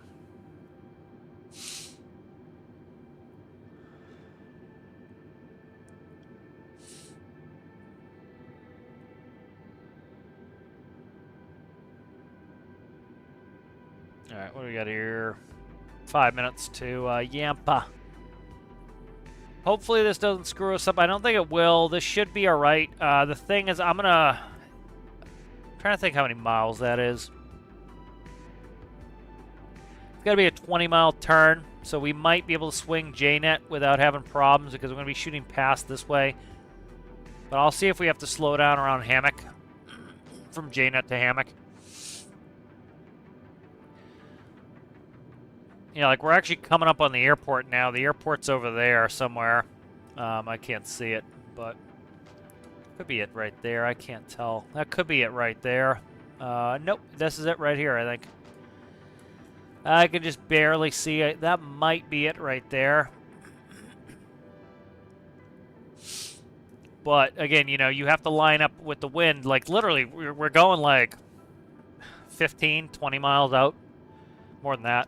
How far are we going out? Let's see. We're going like 60 miles out. You know, so depending on what direction you're landing, it could take quite a bit more. That's like when people complain about, like, oh my god, the flight last time took a lot less time. Yeah. It's like, look at the headwind. We have a 75 knot headwind.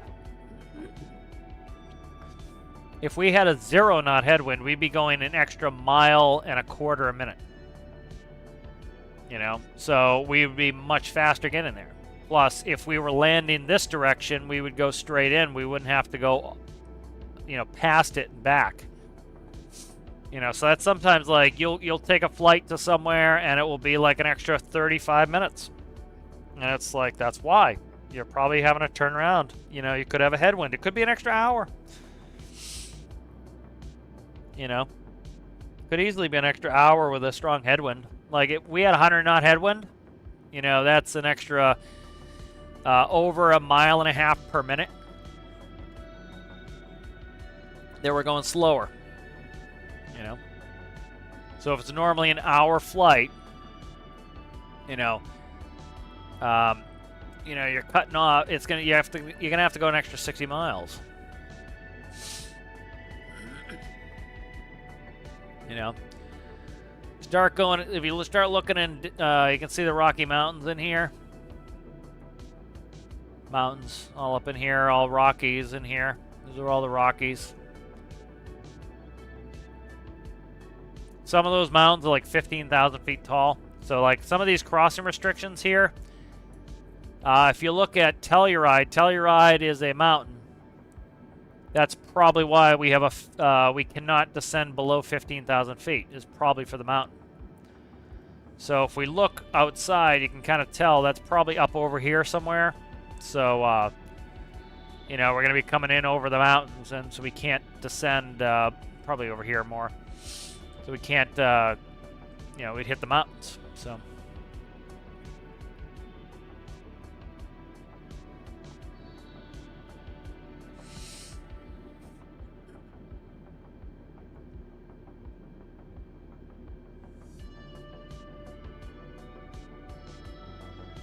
See what the minimum sector altitude is on this. So the MSA minimum sector altitude within 25 miles of Denver is 9,200 feet. So what that tells you is if you're at 9,200 feet, you're going to clear all obstacles within 25 nautical miles of Denver. And if you look, that right there is about, I don't know, 30 miles probably. So once we clear that mountain, that's probably when we'll end up descending below 15.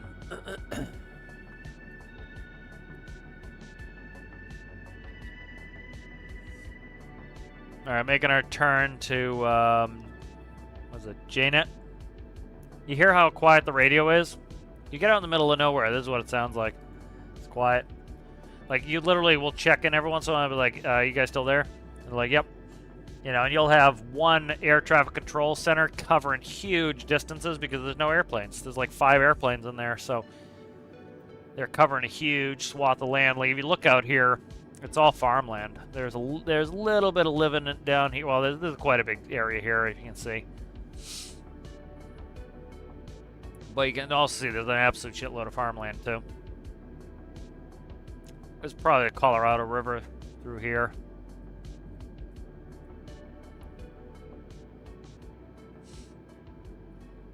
So you see we're coming up on some snowy peaks up here.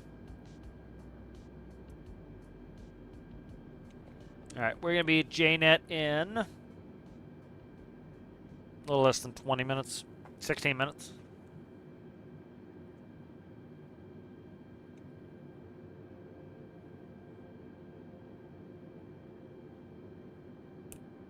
That's a 105 nautical mile leg. This is our longest leg next here.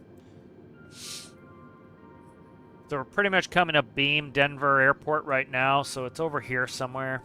Can't see it yet. Right here. There it is. There's the Denver Airport right there, you can see. What the fuck are we... Where are we headed here right now? Let me look. Stand by. Why are we coming in like this for 2.5? That doesn't make any sense. Did I fuck up and put the wrong approach on? I don't know what it's doing. We're landing east. I don't know what this is doing, man.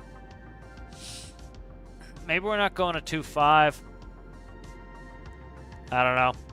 Unless it's gonna flip us around again. That doesn't make any sense. We're supposed to be going 2-5. 2-5 is this runway right here. Supposed to be landing in this way. I don't know what the deal is, so whatever. We'll go with the flight plan and see what it is, but CA 666 Charlie Charlie 2595. Denver Center on 125.905. Good day. 125.905 CA 666 Charlie Charlie 1. Goodbye.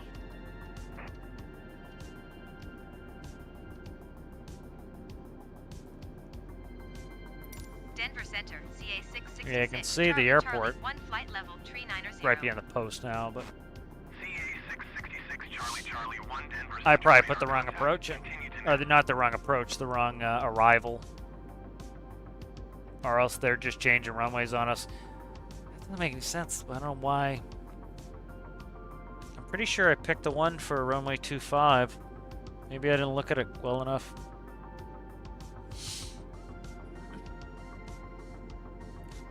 See, that's the thing that in real life, ATC would fix it.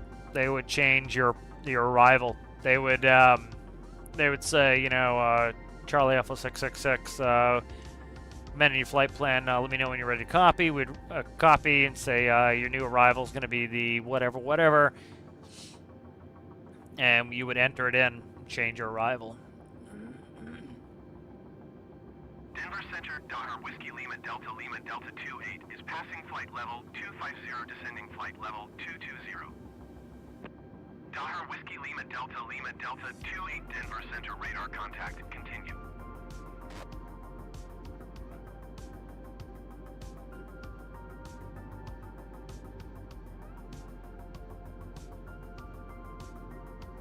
Yeah, there's the airport again coming up. You can see it right here. Yeah, this is supposed to be our runway right here. I don't know what the deal is, so I probably picked the wrong arrival. I don't know. I went off. It said the 25, so I wanted runway 25 because window was at 220. So I picked runway 25, and then I did the approach that said 25 on it. The arrival, rather. I keep saying approach. I mean arrival. The arrival for runway 25. So I don't know what the deal is here. I don't see it though now that I'm looking at it.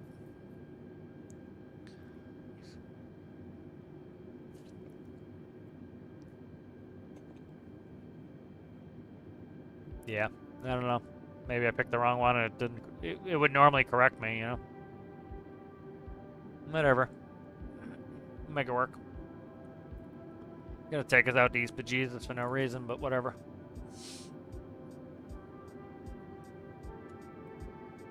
Let's see if we can pick up the ATIS. What's the ATIS on here? I can't see when they're in the way there. 25.6.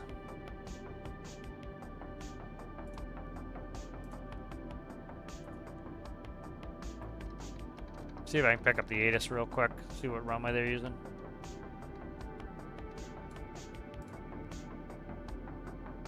Denver Airport information. Oscar 0000 Zulu. Wind's calm. Wind calm. Visibility 10. Sky condition clear. Temperature 36. Oh, we might be able to do this. So VHF. Is this VHF 2? Yep.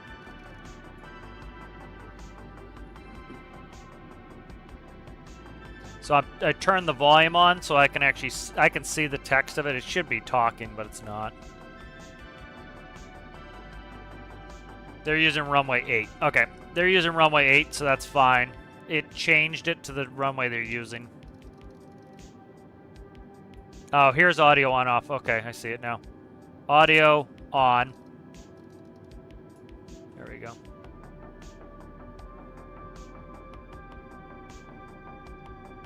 Alright, so that's, let me see. I'd have to put it on. See, the problem is I should be able to split the radios, but the game makes both radios do the same thing. I can't split the radios properly. If I do VHF 2 on the other box, Daughter Delta it won't do it right. Denver Center on 125.9. That's your volume knobs. You turn them all the way to the left, they'll shut off. You turn them to the right. 666 Charlie Charlie. 2865. Denver Center on 128.65. Good day.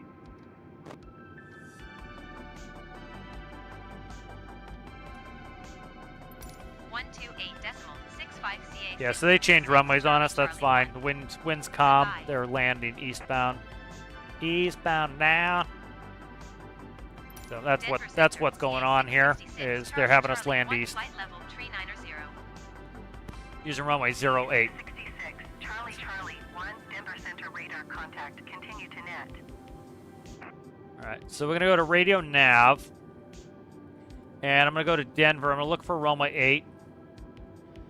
So ILS localizer runway 8. We'll bring up the news. So this happens all the time. They change runways because again, it took us an hour and 20 to get here. So the wind shifted. They're landing a different runway. So ILS localizer runway 8.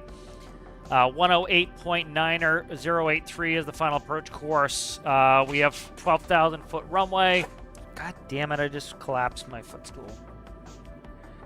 12,000 foot runway. If we miss the approach, we'll come back around for a visual for runway 8. Let's see. 10,000 at Lips. 7,000 at Owner. Looks like all we need here. That's all we need. All right, we're good. That's briefed. I'm going to put that in. It could be all wrong compared to what we're supposed to be here, so let's try ILS. You didn't do the I, did you fucker? I. L. S. 08. 08. Not allowed. Okay. How the fuck am I putting in this ILS? Let's try ILS 8. ILS. Try ILS 8. I doubt that reads it. No, this is not allowed. Shit. I need to be able to change this ILS over. How am I doing that?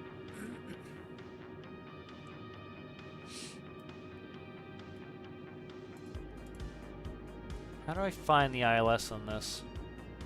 I should be able to type in ILS 08 and it should work, but let's see.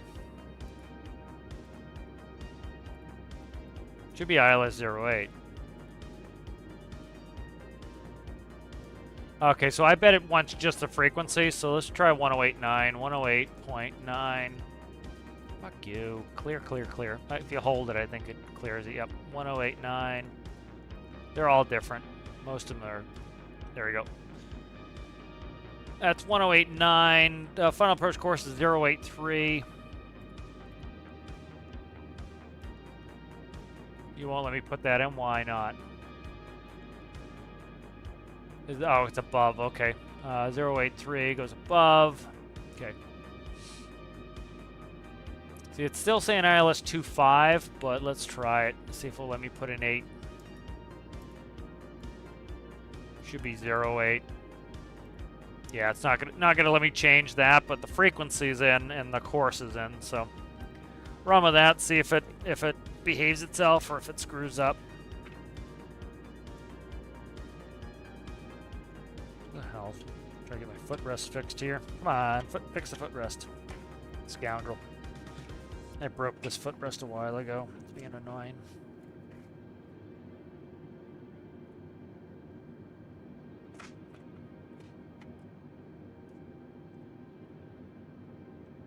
There we go. Now I got it fixed. Yay!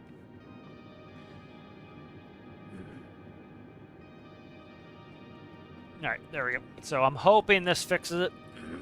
We'll see. I'm going to be visual anyways. I can run visual. Alright, I'm curious how JNet's going to behave here because we have to make a left turn to Hammock. If it starts to overshoot too much, I'm going to pull the thrust back. Faster you're going, the bigger the arc you're going to make. That's something like that's like a 20-mile turn, so we could be alright. But you see beautiful Rocky Mountains here. We're gonna go right over Telluride.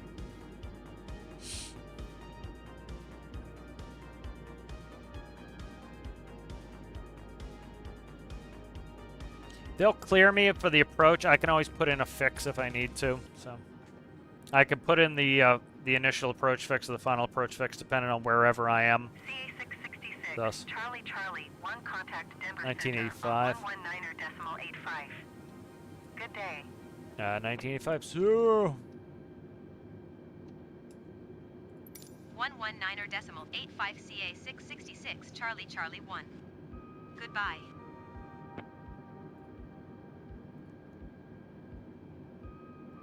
Denver Center, CA 666 Charlie Charlie 1 flight level 390.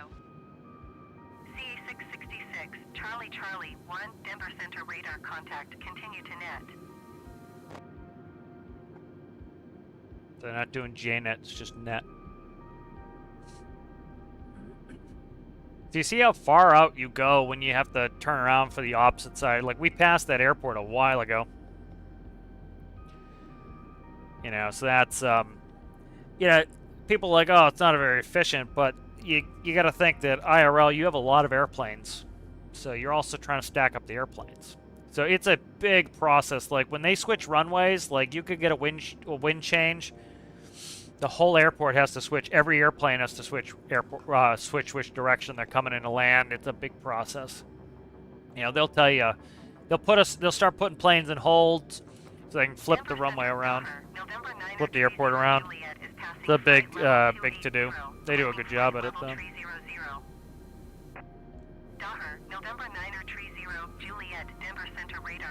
You can see our turn here for JNet. It looks all right. We're going to come up and sweep over if, like I said, 300. She's starting to descend us now. Oh, shit. I Descend and overspun. maintain flight level 300 CA 666 Charlie Charlie 1.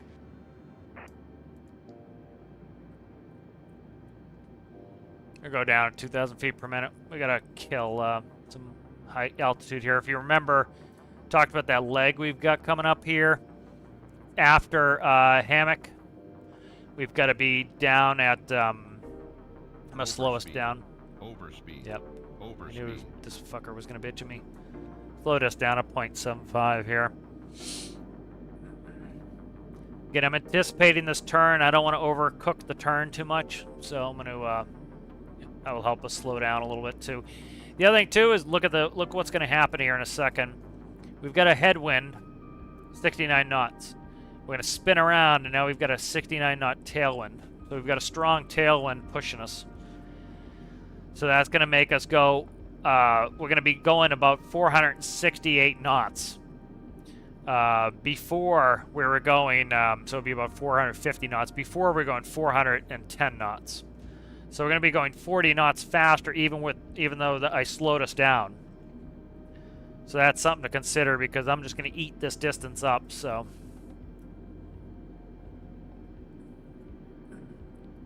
Always want to know what the wind is doing.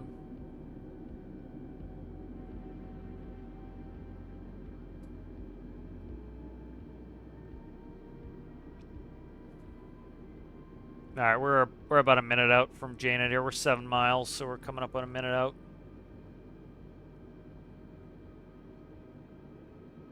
We're doing a little bit greater than 6 miles a minute, so about a minute out right about now.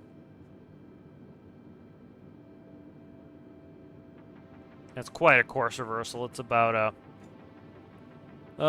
it's greater than 90, like 120-degree turn. So. Not quite. Maybe. Probably 120 is probably about right. It's a big turnaround. Yeah, we'll see you later, Citrus. Thanks for hanging out. All right, so the new approach is briefed. If they start having issues, I'll put in lips, and we'll go direct lips if they clear us the approach and I'm not lined up. So I didn't brief the. Okay, runway 8 is going to be. So it's the other runway parallel to 25.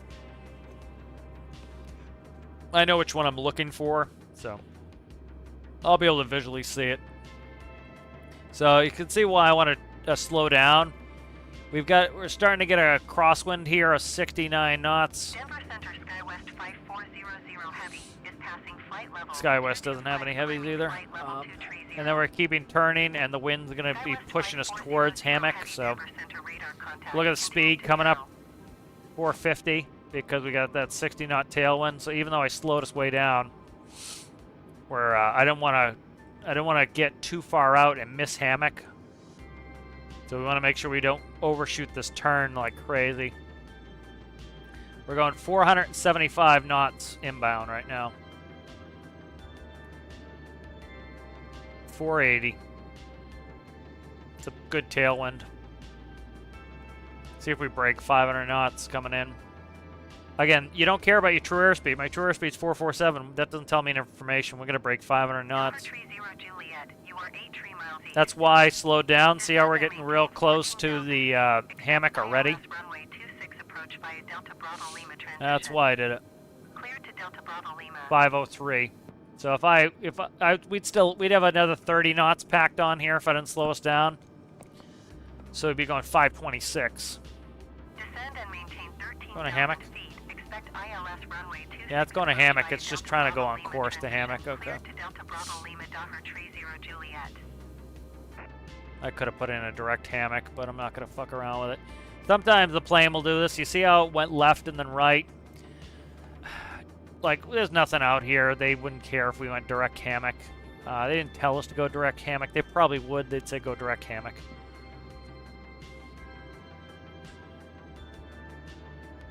Like, this is just trying to get us back on course. It's trying to put us back on that line.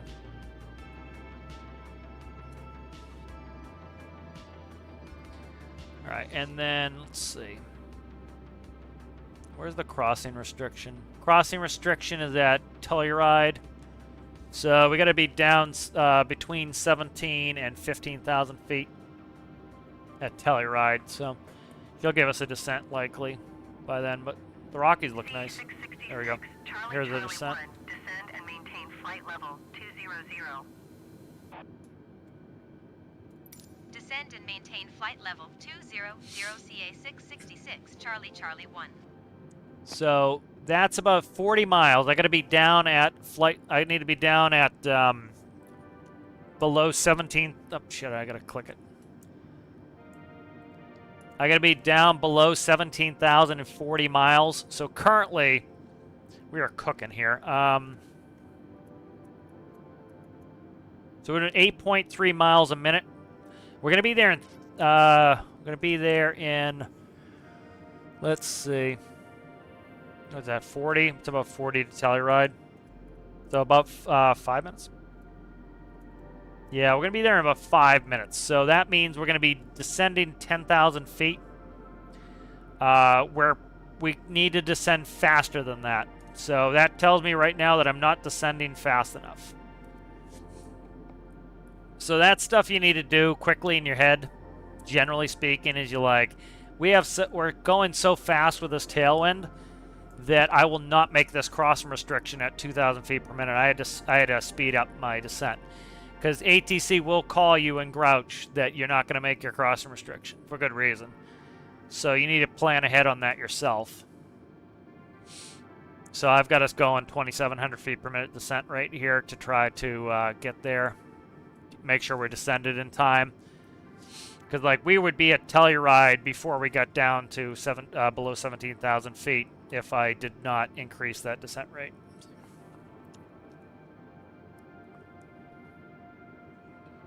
On the arrival, whatever arrival we're doing, it will show you in text form. It will show you the vertical descents of each waypoint. You'll know if you have to descend.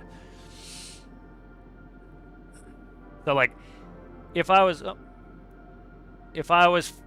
flying this IRL, I would have my they use electronic flight logs, so you'd have your electronic flight bag right here, and it would have the arrival. You'd have the arrival page up, and it would show you what altitude you need to be at each point, or by this point be here, and you'd look and you'd be like, yeah, we're not going to make it at this descent rate, so likely she's going to give us another descent here.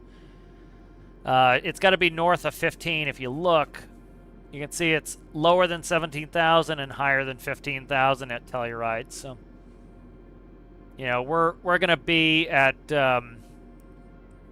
Big D, whatever the hell it is, Giggity, in a little over a minute, and then we're gonna be a little over a minute to the next one. Charlie, Charlie, 2595. Denver Center on 125.905. Good day. 125.905 CA Shit, come on, grab it. 666 Charlie Charlie 1. Goodbye.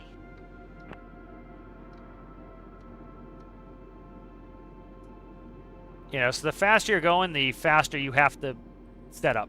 So, like, we're going real fast now. Well, we slowed down a little bit.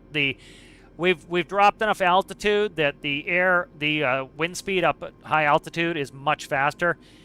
We did have a 70 knot tailwind. We're down to a 26 knot tailwind, so we've actually dropped 50 knots. So that's helping us. That's we've dropped off a mile a minute, so we're now doing about 7 miles a minute. Still going fast, but we're not going as fast, so that helps us to make these descents. I'm going to go ahead and drop us to 20-mile view. So now we got Telluride there. I'm hoping that the radio frequency is incorrect, and showing the wrong ILS, but I'm hoping that it will auto-fix itself. I should be able to hear the, see if I can hear the ILS. I can actually verify it. Let me see. ILS, click, nope, it's inoperative. Never mind. Normally, I'd be able to do the same thing I did before. I'd be able to click on this and turn the volume up and listen for the Morse code. And let me see if I can bring it across. Let's find the Morse code. If you look at the Morse code here, it is dot dot dot dot dash dot dot dot dash dot dot. That's what it would. That's what we'd hear, and that would tell us that we have the right frequency in. So, and it's reading the right frequency for the ILS. Oh, I didn't contact. Denver Center, CA 666 Charlie Charlie 1 flight You're level bitching me for a 200. descent. CA 666 Charlie Charlie 1 Denver Center radar contact. Continue to TLR ID. I need my descent here. Give me my descent. CA 666 Yep, there it is. Charlie Charlie 1 descend and maintain 15,000 feet. Keep speed not above 250 knots. All right, they want us slowing down too, so I gotta. Denver Center SkyWest 5880 is passing flight level 205 descending 17,000 feet. SkyWest 5880 Denver Center radar contact. Continue And I'm gonna need speed brake. I'm descending really fast. Generic 2 Delta Bravo contact Denver approach on I'm gonna miss my altitude here. 75. Good day.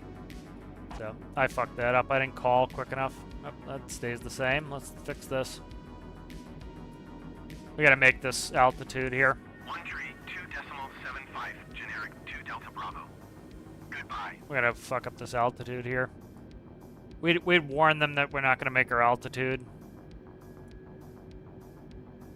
We're close. We're just passing Telluride. We're just barely illegal on that one. CA 666 Charlie Charlie 1, did you copy? Yeah, I copied. Descend and maintain 15,000 feet. Keep speed not above 250, not CA 666 Charlie Charlie 1. Yeah, I fucked that altitude up. 666 Charlie Charlie 1 contact Denver approach on 120.35. Good day. I didn't talk to him 120.35 CA fast enough. 666 Charlie Charlie 1. Goodbye. I forgot to call in.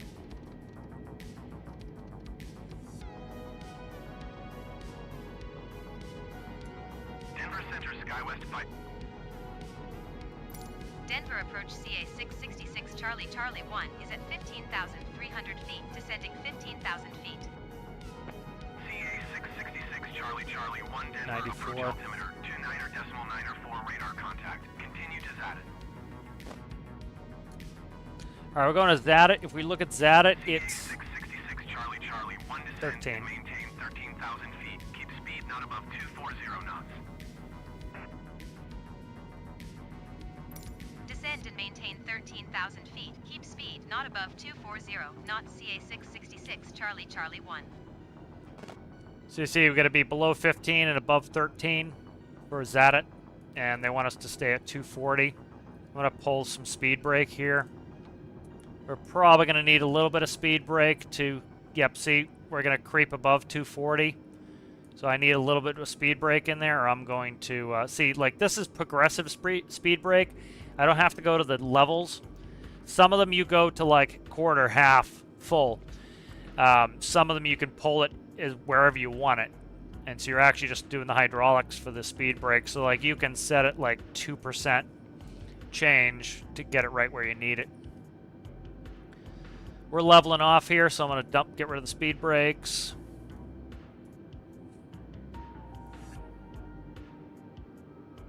Like, it's not like, you don't have to worry, like, we're a couple knots fast. I don't have to worry about that shit. Like, they'll bitch at us if they're going to bitch at us, but it's not likely a big deal. There's an airport right there. I still don't see Denver.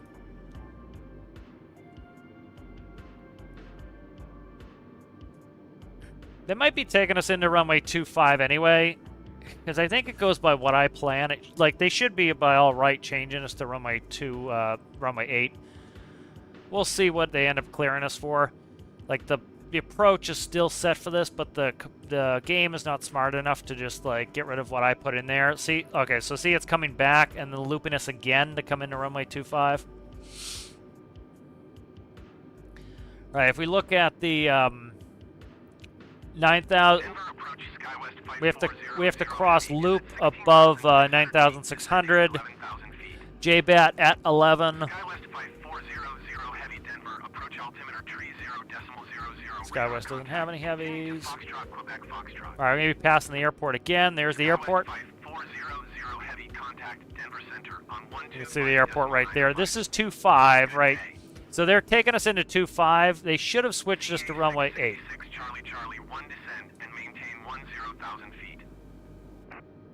Going to 125.9 SkyWest 5400 heavy.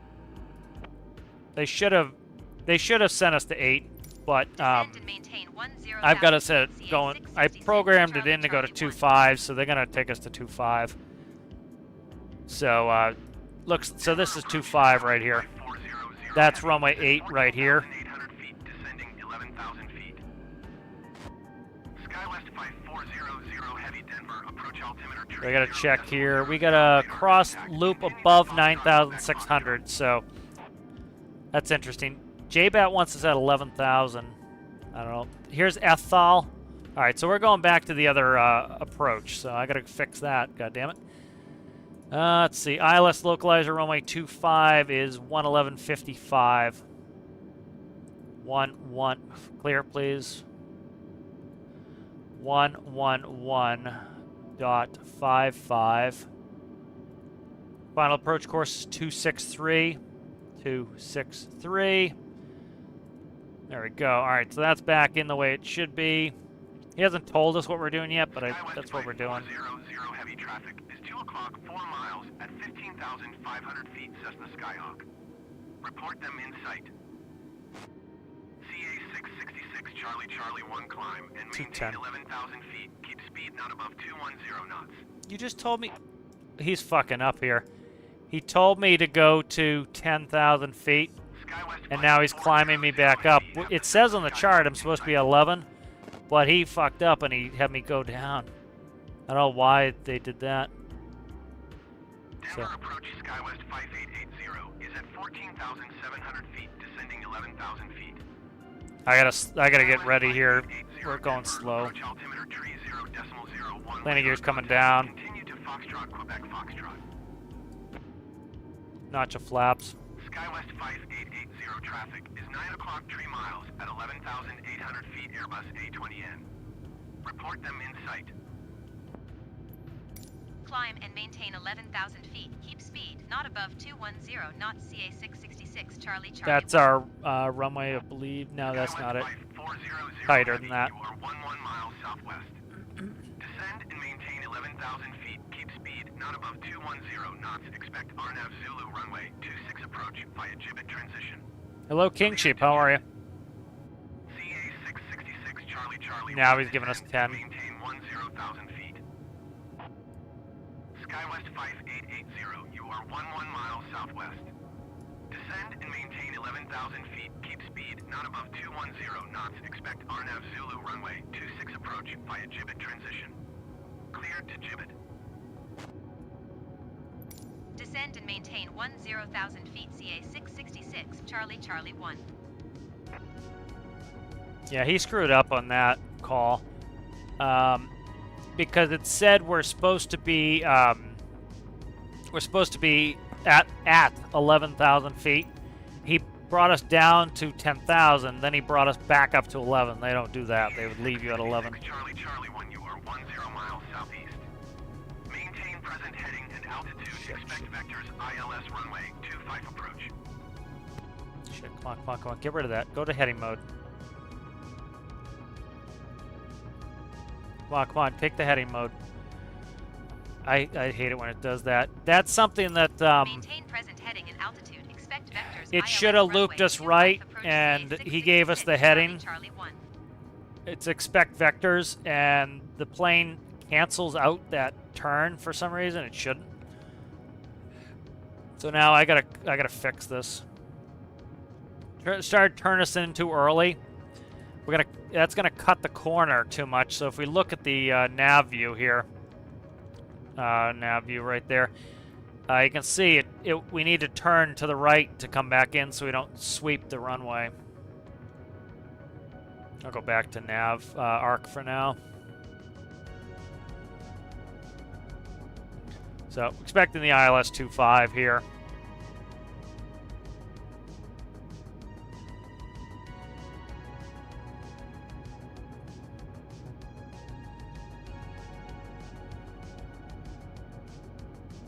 All right, I got the ILS turned on. ILS runway 25.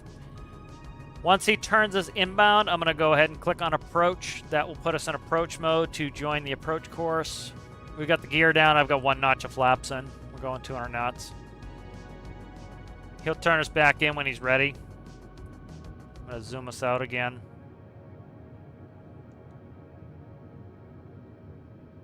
Waiting for his turn. So we're currently on a vector.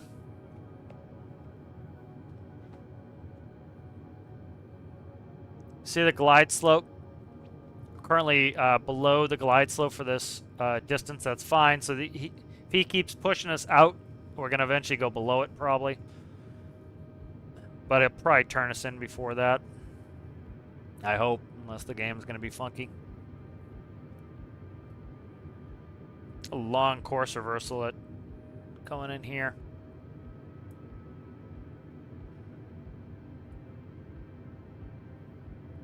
Is he gonna bring us in here or what? Bring us in, bring us in, bring us in. You got us going way out there, guy. Denver approach CA 666 Charlie Charlie 1 requesting vector to next waypoint. CA 666 Charlie Charlie 1 turn right heading 170. What? No. No fucking way, dude. Turn right heading No. 170 CA 666 That's not happening. Charlie Charlie 1. I'm turning left. We're going in for the approach. He's gonna fuck this up if I don't fix it. He's gonna fuck this up if I don't fix the turn here. We're supposed to be turning left inbound. He screwed it up. Alright, what's the initial approach fix on this? Ethol. Okay, let's put that in so I can fix this. He's gonna screw us right here if I'm not careful. CA 666 Charlie Charlie 1 There he north, goes. 3 miles east Okay. of Denver. Maintain present heading and altitude. Contact Denver Tower on 128.75. I'm gonna fix this. That might have been what he was waiting for, 2875. Maintain present heading and altitude. Tower on 128.75 CA 666 Charlie Charlie 1. I probably should have just been patient, but I was afraid he was gonna fuck this up for me.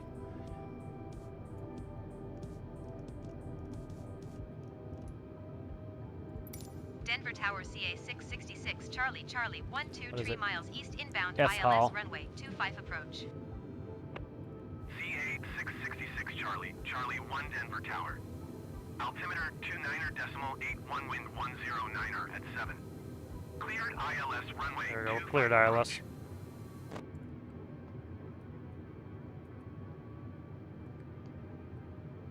All right, I'm going in direct Ethol. ILS runway 25 approach, CA 666 Charlie Charlie 1. All right, Ethol's the final approach fix. We're going direct Ethol, and then I'm gonna prime the approach, so it will grab that. Go ahead and we'll go to ILS mode.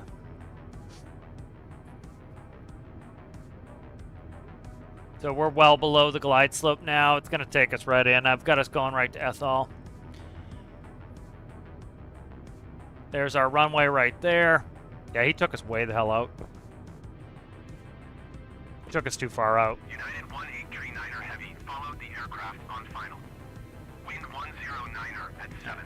Clear the Clear approach. to land runway 17 right. Clear to land runway 17 right. United 1. All right, I'm gonna turn. All right, I got track IR back on. There's the runway right there. You can see it. See the Malisar approach system right there. That's the other one. That's I forget what runway number that is. 26.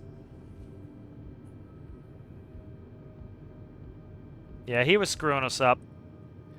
It was fine. He put us on a vector, but he took us out to East Bejesusville before he brought us back in. Being a little bit goofy.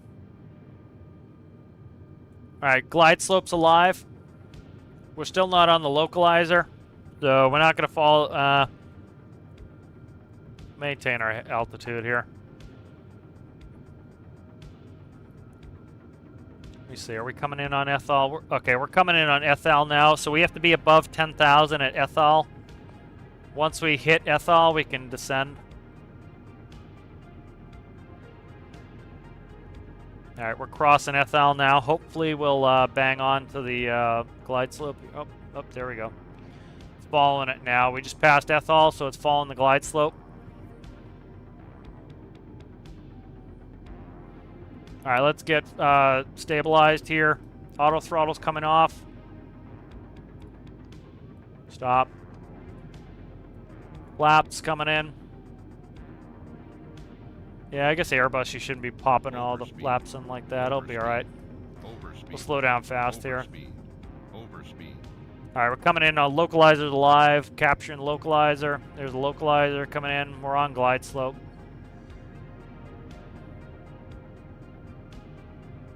All right, so I'm going to go ahead and look at the runway diagram again. Shit, I don't have the runway diagram up. Let me get that. All right, so we're coming in on 2-5. We're going to expect to take a right turn off of Bravo 7 to the taxiway. Who knows if it's going to be the same. All right, autopilot's coming off. I'm going to hand fly. There we go. Fuck, I just accidentally clicked auto throttle on. Stop. Go away, auto throttle. Go away, auto throttle. There we go.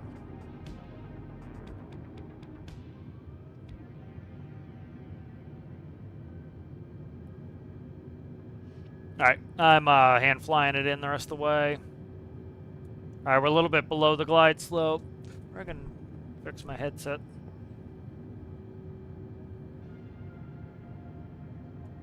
Alright, so you don't climb back up on the glide slope, you just level. You don't climb back up. Now we can go back down. Alright, a little bit left on localizer here to correct.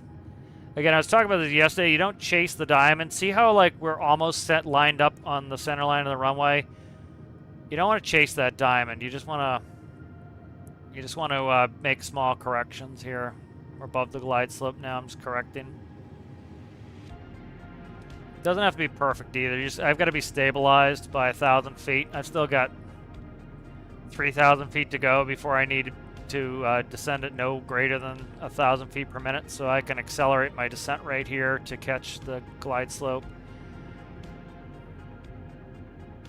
If I look at my wind, I have a left quartering tailwind, 14 knot. So I shouldn't be landing on this runway, but the game doesn't know to change runways for me, so. Power, power, power. Clear to land runway 17 right, Frontier Flight 2106 Heavy. Alright, looking good. Charlie Charlie, 1 wind 109er at 7. Clear to land Clear to land. runway 25. Clear to land 25. Clear to land runway 25. Alright, clear to land. 66, So I put on my Charlie landing 1. lights when I'm clear to land. There we go. Okay. Generally, the pilot not flying would be doing that. That's why I'm now off course, because I was doing it. I could have put the autopilot on, but a little bit low. The closer you get to the runway, the more sensitive the glide slope and localizer are, so the smaller the corrections you need to make. Because the beam gets smaller and smaller. We are low, so I'm trying to fix it. I'm getting slow too, but I'm not that slow, but I'm right on the edge. I'm going to start to try to gain a little, get back on glide slope here. Alright, it's coming back in. Glide slope's correcting. You can see the lights there on the left. Those are my pappies. I want two whites, 2 reds is on glide slope. 1,000. So 1,000, I want to be stabilized. So I'm at 700, 800 feet per minute. That's pretty good. Frontier Flight 2106 Heavy. Goodbye. That was too much of a descent rate there. I'm picking it back up. Alright, we're good. It's a very strange airport. I gotta come flying over 2 of the runways like this to come in. So like I was talking in Stormworks, like we have our nose is 10 degrees up right now, and we're descending. Not by much now, but so now we're at about 8 degrees and we're descending. So like that's why I do anti-flap, is that's how the plane should look. All right, we're a little high. 500. We're all right though. Correcting. 400. Oh, big wind shear, big wind shear. Got a tailwind here, so I gotta 300. keep an eye on it. Got a big tailwind, so not good. Frontier Flight 384 tree heavy altimeter 29er 8 wind 142 at 17. Cleared for A little bit high, but we're good. 100. 60. 50. Winds from the 40, left. 30. 20. Retard. Oh, Jesus Christ. What the hell happened there? Oh, I pressed the trigger key, and apparently that looks behind me for some reason. Yeah, it's kind of hairy. We've got a crosswind. It's a quartering tailwind, which is the worst type of wind to land with. That wasn't helpful. I'm having to fight it even on the ground here a little bit. So if I do this, apparently it looks behind me. That's real helpful. I thought that was the brake I was hitting, and it was look behind me. All right, here's Bravo 7. We're coming off the right here. Yeah, camera. Like that was the worst time to accidentally hit that. Does it show Bravo 7? Yep, Bravo 7. They got that taxiway right. So yeah, the game should have switched me to runway 8, but it didn't. The game goes with what I put in. So I might not put in a runway. Charlie Charlie 1 contact ground on 121.85. Bravo 7. I'll talk to you when I talk to you there, game. The Airbus A20N on final. Wind 122 at 11. Cleared to land runway 17 right. Yeah, see, none of them are landing on the runway that I'm landing at because I had a tailwind. 7.05. Good day. All right. Going to 121.85 CA 666 Charlie Charlie 1. 12. Denver ground CA 666 Charlie Charlie 1 taxi to the gate. CA666, Charlie Charlie 1 taxi to gate Alpha 40 via taxiway, Bravo Bravo 4 Alpha Alpha Alpha Sierra. Weird taxi instructions that don't make sense. Bravo 4 Alpha Taxiing Alpha. to gate Alpha That doesn't make 40 any via sense. taxiway Bravo Bravo for Alpha Alpha Alpha Sierra CA 666 Charlie Charlie 1.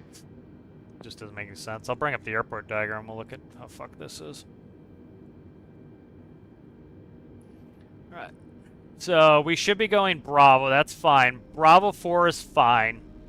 That actually might be all right. Alpha Alpha. Yeah, some of them are actually pretty good, I think. So this is Alpha Sierra. Okay, yeah. All right. I got it. So this actually has the right taxi instructions for change. All right, we're gonna go Bravo 4. Is this next left turn? So we're on Bravo right now. We're gonna go Bravo 4, then Alpha Alpha Alpha Sierra. So that's actually not bad. We actually have reasonable taxi instructions now. Shocker there for a change. How's it going there, King Sheep? How are you? So that was kind of a hairy landing. We had that quartering tailwind. That's the worst type of tailwind to have. Like the wind's reasonable right now. I'm kind of fighting it a little bit. All right, this should be Bravo 4 up our left. We can look at the sign. You can see it. It says Bravo 4 right there, just to the left.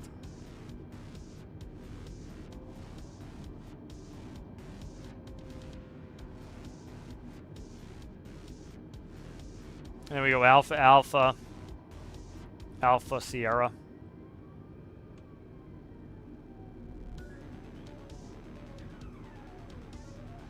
This airport looks a little bit cleaner. It looks like they did a better job on this one. Like there's not signs and taxi lights in the middle of the taxiway. So some of these more busy airports, they probably do a better job of. They focus on them. Denver ground SkyWest 5880. What gate did they? Gate Alpha 40. We're going Alpha Alpha Alpha Sierra. Look at that truck just driving across the grass. Fuck. November Charlie Sierra Juliet. Maniac. Denver ground Southwest Niner 4 tree heavy requesting pushback. Southwest doesn't have any heavies. Southwest Niner 4 tree heavy. Nope, I guess he didn't. requesting That was a road. I just didn't render in when I saw it, or I couldn't see it. All right, this is Alpha Alpha, to gate Juliet 1 whiskey. and then up Taxiway. straight ahead here is Alpha Delta Sierra. 5 whiskey Bravo Bravo November Charlie Sierra Juliet SkyWest 580. I actually had reasonable taxi instructions for a change.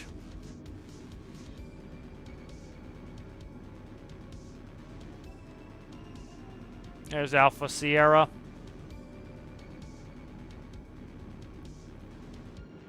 Alpha Sierra's right to the right here. I'm gonna go ahead and turn on the bullshit for this.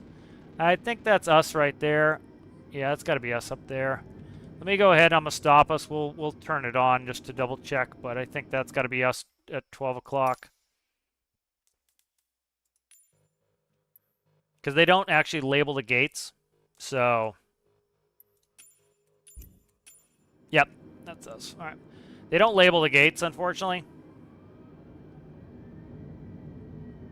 Denver ground Southwest Let's start the Niner 4 tree APU. heavy, requesting the end of pushback. Southwest Niner 4 tree heavy request to end pushback received.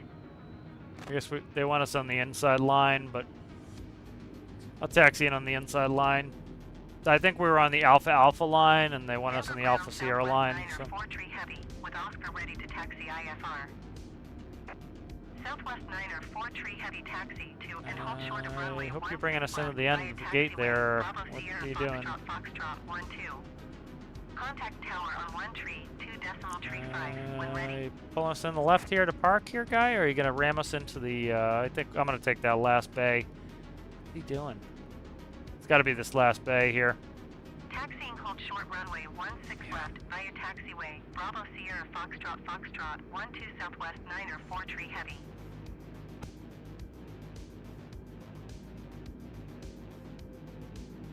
We're a little bit off. We got to go a little bit to the right here. My mains aren't going to be on the line.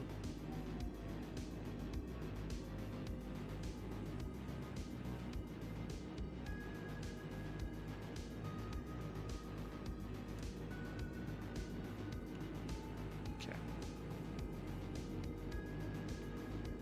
Denver ground SkyWest 5400 heavy. All right, there we go. Good. So that was good. So let's see. 2 hour 9 minute. They should have changed runways on me. I guess the game doesn't know how to do that. So, but that was pretty good. Let's go to the main menu. I'm gonna go take a piss. No, we'll see if I want to do. I might do a short flight out of here. Yeah, exactly. Calling Southwest heavy. They've been calling like regionals that have small jets heavies too.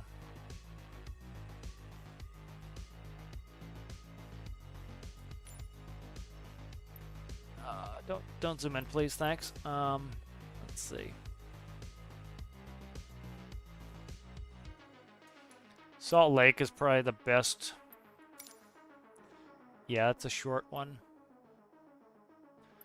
Let's go. I'm going to let it pick its own bullshit this time instead of picking a runway.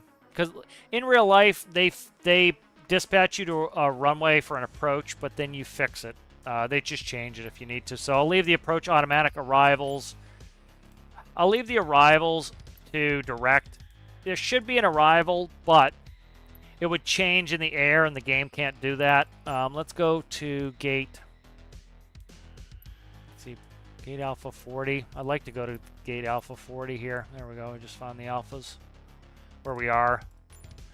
All right, gate Alpha 40 departures. I don't know what runway they're gonna use. I'm just gonna do direct. You wouldn't do direct, but I'm gonna do this to keep it a little bit short.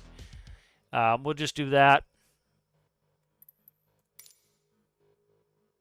Let it kind of do its thing. I'll be right back.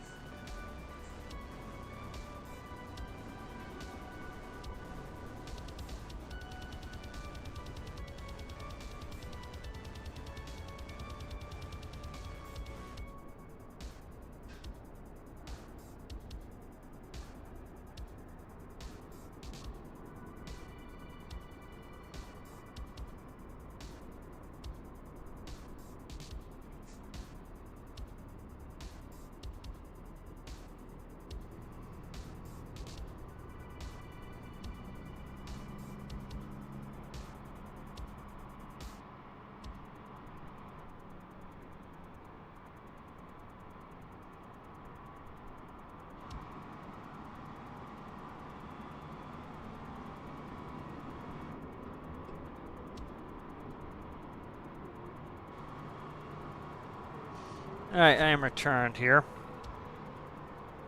Okay. All right, let's we'll shut off the what do you call it? Track IR. Let's go ahead and turn on ground power there. BAT 1 and 2 are fine. We'll hook those up. Go ahead and get the APU spun up. All right, that's coming up.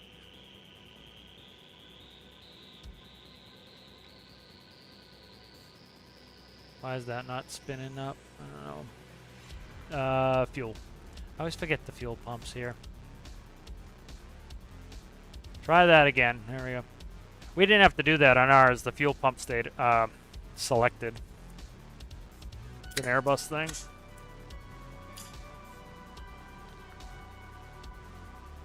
Alright, that's coming on. Let's go ahead and we'll turn the beacon on. Let's go ahead and... nope, not clearance. Let's go 8 it. Stop that. CA 666 Charlie Charlie 1 IFR to Salt Lake ready to copy. Get that first thing, guys. 66 Charlie Charlie 1 is cleared to Salt Lake Airport as filed. Takeoff runway 17 right climb and maintain flight level 180. Departure frequency is 128.45 squawk 7312.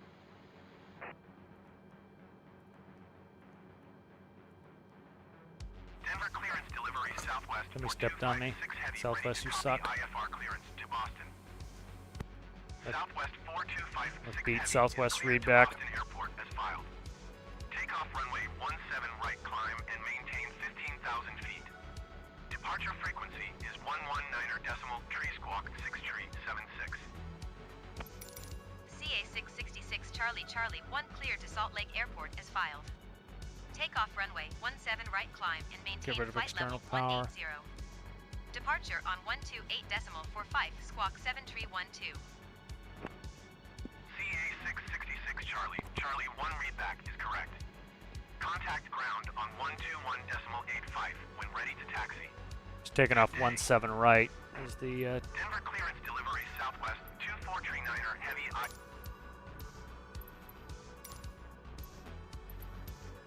Denver ground CA666 Charlie Charlie 1 requesting pushback. CA666, Charlie Yeah, we're Charlie. going to 1 17 pushback right. Request accepted. okay, where's Denver ground Southwest 2439er. all right, 17 right. How the hell are they gonna send us there? Southwest 2439er. Probably around the Heavy horn, pushback I request guess. accepted. Maybe we might go down the Alpha November route. We might go down the Alpha November line, but they might send us all the way around. Probably Alpha November. So expect Alpha Sierra Hotel, Alpha November. Oh, let's see. Kilo Alpha Alpha Mike. Denver No. ground United 1368 Kilo Alpha Heavy November, Mike, requesting maybe? pushback. United 1368 Heavy pushback request accepted. Might get my track IR back on here. Look. The hell do they have us? This isn't the gate that we're at. Denver ground Skywest What the fuck? 554 This Heavy isn't the gate we were at last time. gate. It's funky. Skywest What gate are we at? 554 Heavy taxi to gate Bravo 29er via taxiway Delta 8 Whiskey Charlie. I need this Cross person to runway shut up so I 34 can stop the Whiskey Charlie pushback. Golf Alpha Alpha Hotel Bravo November.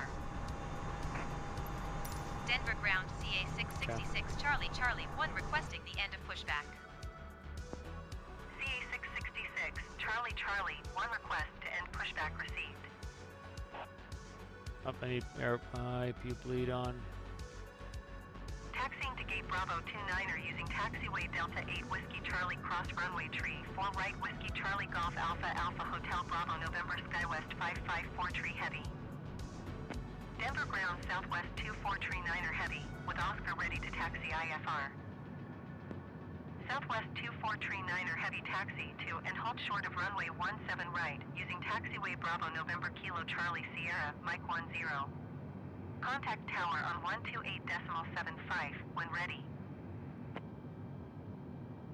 Skywest 554 Tree Heavy hold position. Caution the Airbus A20N on short final.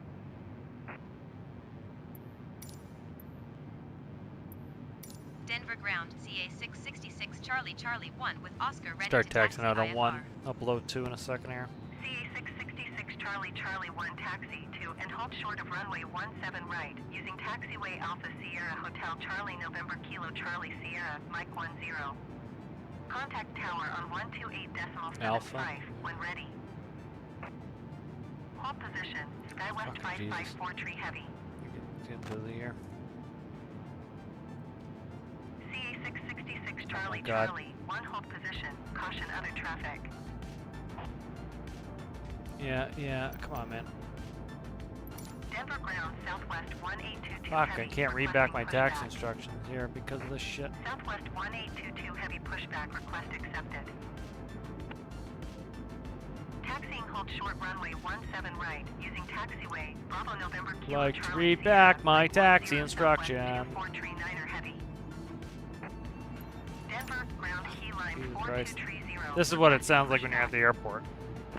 Key Skyline 4230, pushback request They let you, accepted. people won't step on you as bad as they're stepping on you Taxi right now. 2 and hold short runway 17 right via taxiway Alpha Sierra Hotel Charlie November Kilo Charlie Sierra Mike 10 CA 666 Charlie Charlie 1.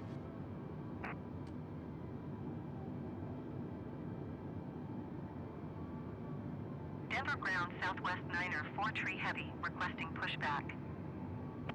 Southwest Niner 4 Tree Heavy pushback request accepted. Skywest 554 Tree Heavy, continue taxi. I don't know what alley I'm in now because they changed the, they changed where the friggin' hell we were. 79er Okay, so this is where they wanted us last time. They were trying to taxi us through the building last time. heavy pushback. So we went to one gate short. That's fucked up. CA 666, Charlie Charlie 1, continue taxi. I never stopped continuing taxi. Roger CA 666 Charlie Charlie 1. We're going up this direction anyway, so it doesn't really matter. Roger Skywest 554 Tree Heavy. Alright. Fix my camera here. There we go. Denver ground United 2626 heavy taxi to the gate. United 2626. So we're actually on the Alpha Alpha line. Via taxiway, Lima 1 Mike Echo. So we're gonna go Alpha Alpha, what is it? Alpha Alpha, Kilo, Alpha November, Mike 10. Denver Yeah, we'll stay on ground Kilo, go Southwest Mike 10. 182 heavy with Oscar ready to taxi IFR. Southwest I don't need the 182 heavy progressive taxi, we'll get rid of that. Actually, like, this is actually the first airport I've been to that has a reasonable taxi instructions. It doesn't suck, so I wonder if and hold short this is of one of the runway airports they're actually like utilizing November properly. Charlie November Foxtrot 1 cross runway tree 4 right Alpha 2 cross runway tree 4 right Foxtrot tree Foxtrot Foxtrot 1 2. Contact tower on 1 tree 2 decimal tree 5 when ready.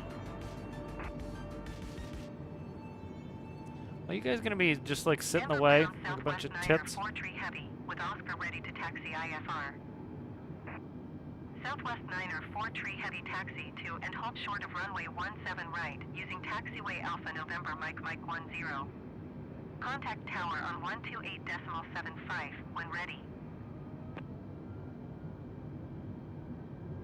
Taxi to and hold short runway 16 left via taxiway Charlie November Juliet Charlie what am November I on? Foxtrot 1 cross runway tree 4 right Alpha 2 On cross Lima. runway tree 4 We'll go right over to Foxtrot Mike. tree Foxtrot Foxtrot 1 2 southwest 1822 heavy.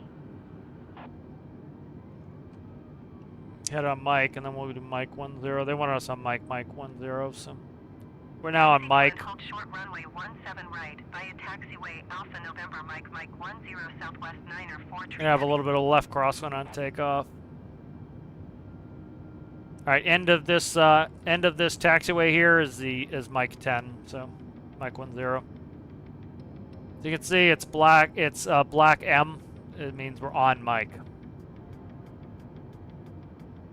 And then the end is Mike 10. Denver Shit, I ground just missed Skywest Mike 10. 4705 with Oscar ready to Just taxi missed IFR. Mike 10. I gotta go Skywest back, 4705, turn around. I just taxi missed it. to and hold short of runway 16 left via taxiway. We're gonna spin around and go hit Mike 10. I went one too far. Tower on 1 tree 2 decimal tree 5 They would when bitch at ready. you if you did this. They bitch you if you fuck up anytime. They expect you not to fuck up. Tree 950 heavy requesting pushback. There's two of you in here too, so it's like it's 50 heavy pushback requested. supposed to be two of you paying attention to the taxi Southwest instructions. 1822 heavy hold position. Caution the Airbus A20N on final. Alright, this is Mike 10 right here. Southwest 1822 heavy. Continue taxi. We're gonna go up to Mike 10 here and switch over to tower. There's Mike 10. Check on the shadow. Ground, Southwest 1044 There's Mike 10. heavy, requesting pushback. See it right there on the sign, Mike 10. Brakes, brakes, brakes, brakes, brakes. Roger Southwest 1822 heavy. Denver Tower CA 666 Charlie Charlie 1 ready for departure runway 17 right IFR to Salt Lake. CA 666 Charlie Charlie 1 altimeter 29.9 8 wind 122 at 11. Cleared for takeoff runway 17 right. Cleared for takeoff runway 17 right CA 666 Charlie Charlie 1. Yeah, to go to the parallel runway, that's what that taxiway was there. You actually go behind the runway. Take it. All right, a little bit of a left crosswind on takeoff here. Not that heavy. You can see it right there on the sock. It's about a 10 knot crosswind.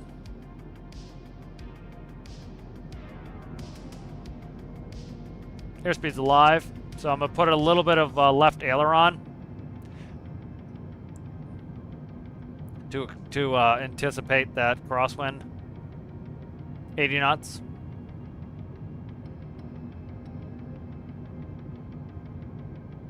So when the 80 knot call out is you want to abort for only emergencies, essentially. V1, now we don't abort at all. Rotate. So once you hit V1, you're going no matter what. It's better, it's safer to take off and come back and fix any problems you have. All right, landing gear's coming up. Landing gear's coming up, theoretically. CA666 Charlie Charlie 1 contact Denver departure on 128.45. 2845. 128.45 CA666 Charlie Charlie 1. Goodbye. United 2146 Heavy follow the Airbus A20N on final. Wind 122 at 11. Denver departure CA666 Charlie All right. Charlie 1 is at Track arrow's coming off. 7,700 feet, climbing flight level 180. I'm gonna get ballsed here in a second. CA666 Charlie Charlie 1 Denver departure altimeter. Drop the nose, drop the nose, drop the nose. Contact continue to GOULL. The autopilot didn't go on. There we go. Ghoul, alright, thanks. GOULL. Alright, so let's go to flight plan. Alright, there's Ghoul right here. Alright. Let me see. GOULL, so we'll go direct. Ghoul. Direct. Alright, and then we'll go ahead and we will go to localizer. And then it's going to go over to Ghoul.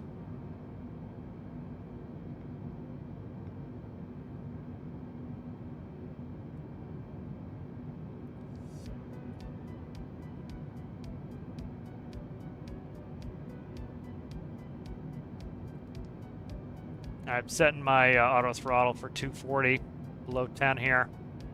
Finish up the, shut that off for the APU. 666 Charlie Charlie 1 contact Thus. Denver Center on 125.905.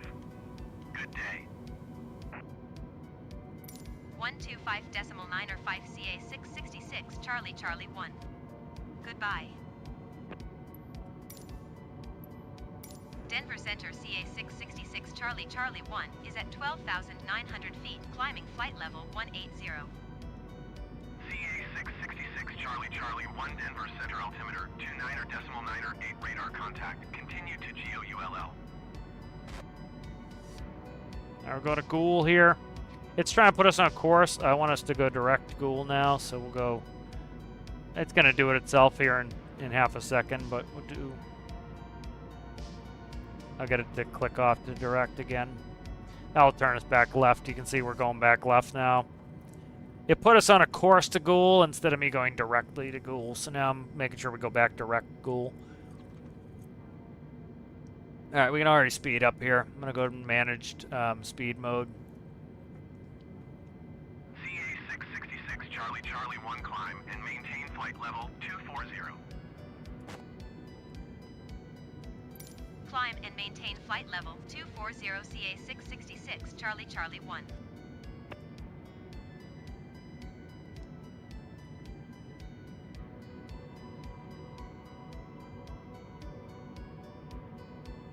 All right, 240. All right, there's the airport, right? Is that Denver? That is not Denver. Okay. I was gonna say that it should be off behind us to the right. So.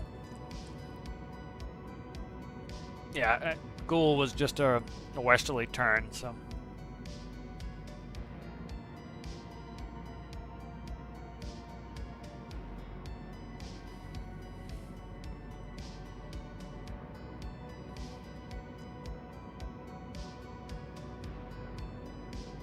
This should be on. We can put this on auto. It's fine. It was just putting the transponder over. Put the flight director on as well.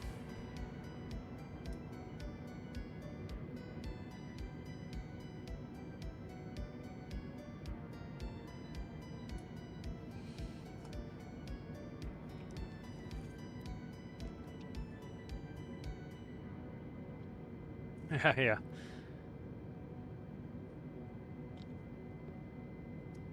Yeah, looking at the diagram, there is a wall there.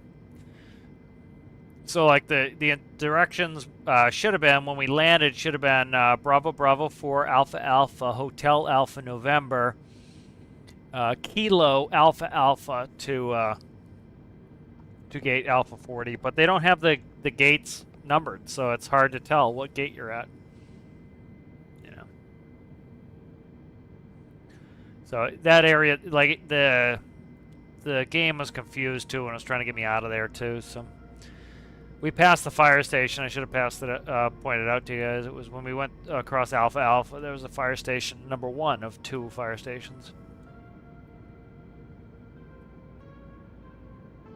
All right, I'm gonna go ahead and switch us off to a Mach number here.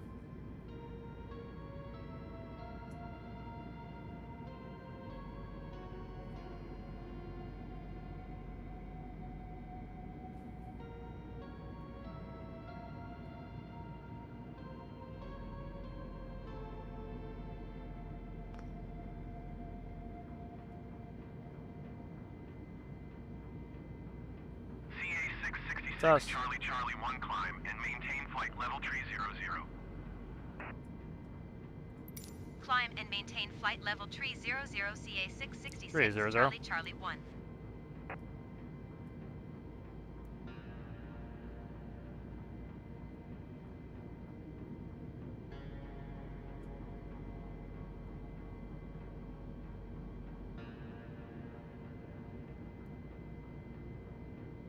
Alright, I'm gonna drop the range on this now. Here we go, going to Ghoul. Be at Ghoul in 10 minutes. A 36 knot headwind at the moment.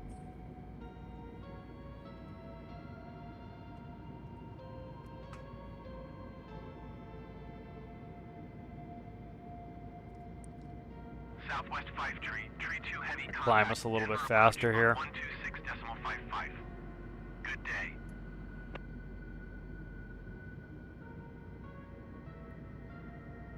Gonna try to overspeed us here. Skywest 5 786 heavy. You are tree 1 miles northwest. Descend and maintain 11,000 feet. Keep speed not above 210 knots. Expect ILS runway 16 Brings right back approach. in auto Via throttle Kale range, transition. so it keeps track of Clear us to here. Kale.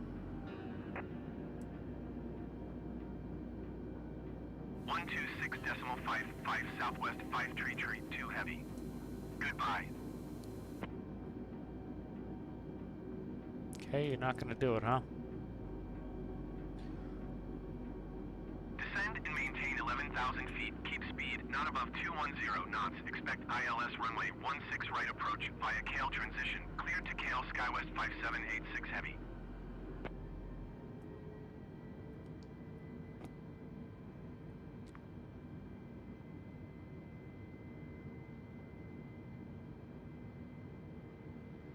I was out of auto throttle zone, so it wouldn't run the auto throttles there. CA666 So Charlie Charlie 1 contact Denver 2865. Center on 128.65. Good day.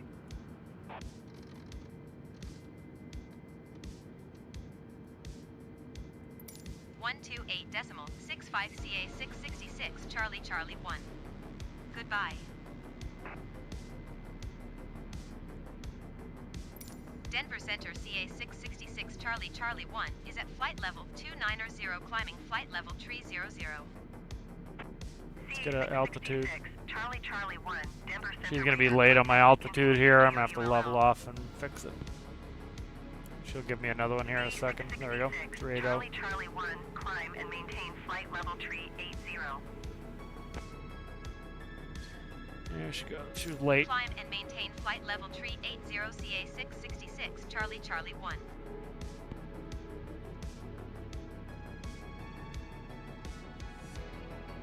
Now, see you later, David. Thanks for hanging out.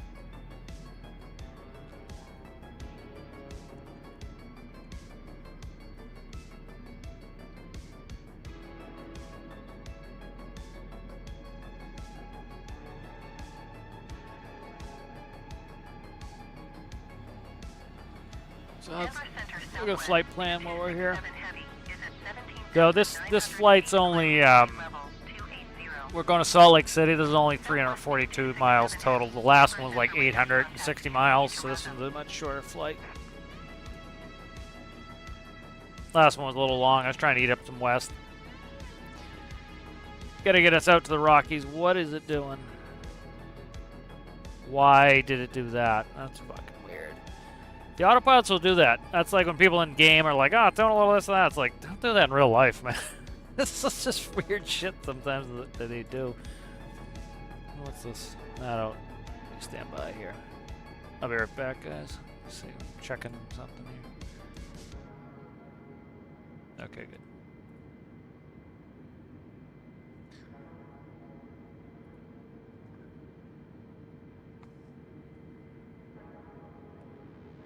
See if we have any silly commentaries here. Bunch of people have been bumping old topics. Having difficulty getting the large pump installed correctly. Denver Center SkyWest 5826 Heavy is at flight level 185, climbing flight level 200. I'll explain that. United 522 Heavy, you are 50 miles northwest. Descend and maintain 11,000 feet. Expect vectors ILS runway 8 approach. SkyWest 5826 Heavy Denver Center radar contact continue. See what we got for commentary here. The commentary's been dicky the last couple days. Same commentary. Expect vectors ILS runway 8 approach United 522 Heavy.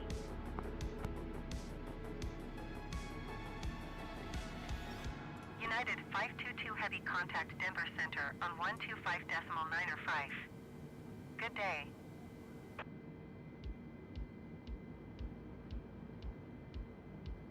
Why is it doing this again? See, it keeps doing it, trying to do a level off. There's no reason to do a level off. 125.905, United 522 Heavy. Weird, man. It's supposed to be in vertical speed mode. That's why you do vertical speed mode, is so it doesn't do shit like that. Because, like, sometimes you do flight level change and it will do funky shit.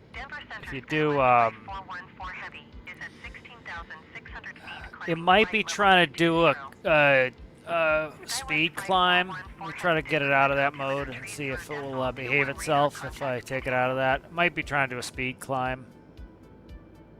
Doing a level climb.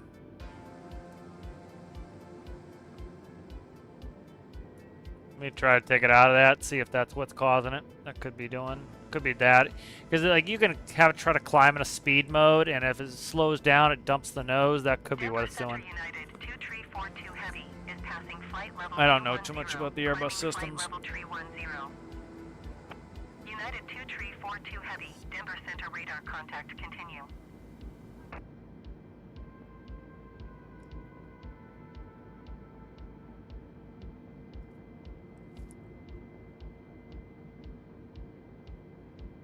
Alpine Air 1855 Heavy contact Denver Center on 125.9er. Good day. Alright, we're leveling off here at 380.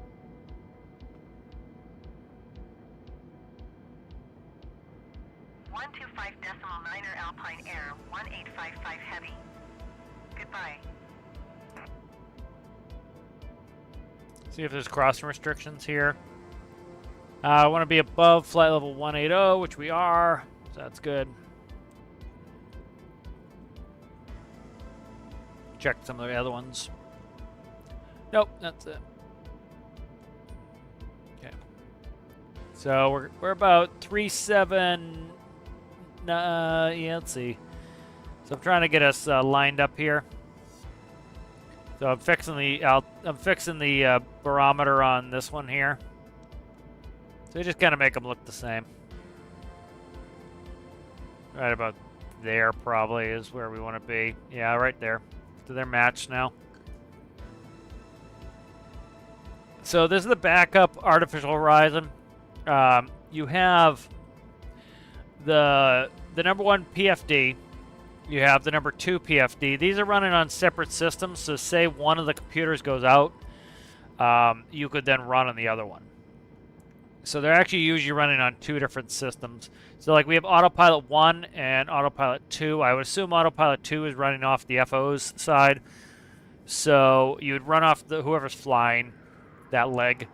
And then if you had a problem where, say, one of the, like say your computer for your panel went out, you would then use the panel on the other side, and you would get a revisionary panel on your side, where you're using the FO's computer to feed your screens, because each of the pilots is on a different system.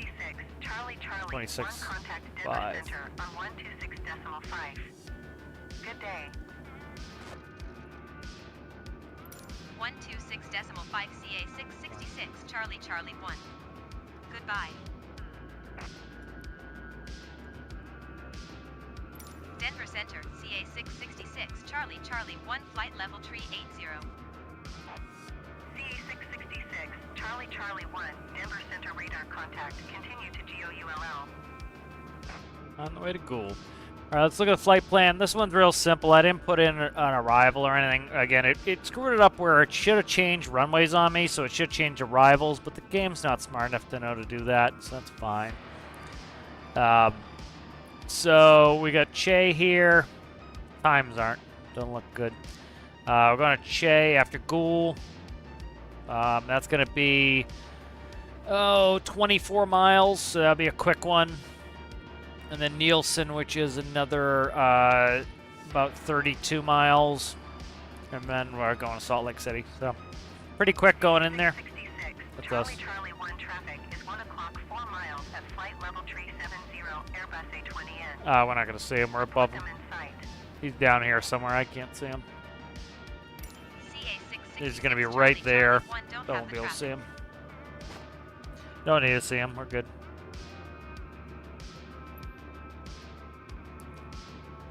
You just say looking. That's usually what you do. You just say we're looking. Even if you see him sometimes, you won't even call him out.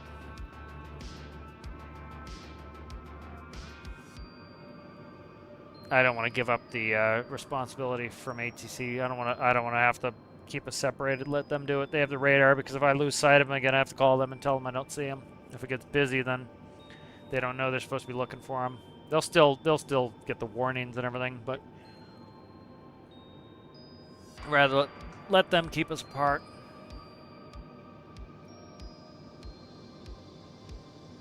All right, what was I doing? I was doing something here. Let's get into the approach. We're gonna have to put it in. There's no approach in because I didn't pre-plan it, so we'll have to see what they put in for us. So I'll bring up what is it? SLC. So I'll bring up AirNav SLC. So KSLC. Alright. So let's bring up, see if I can get a regional. 666, Charlie Charlie 1 That's us. contact Denver Center on 134.5. 34.5. Good day.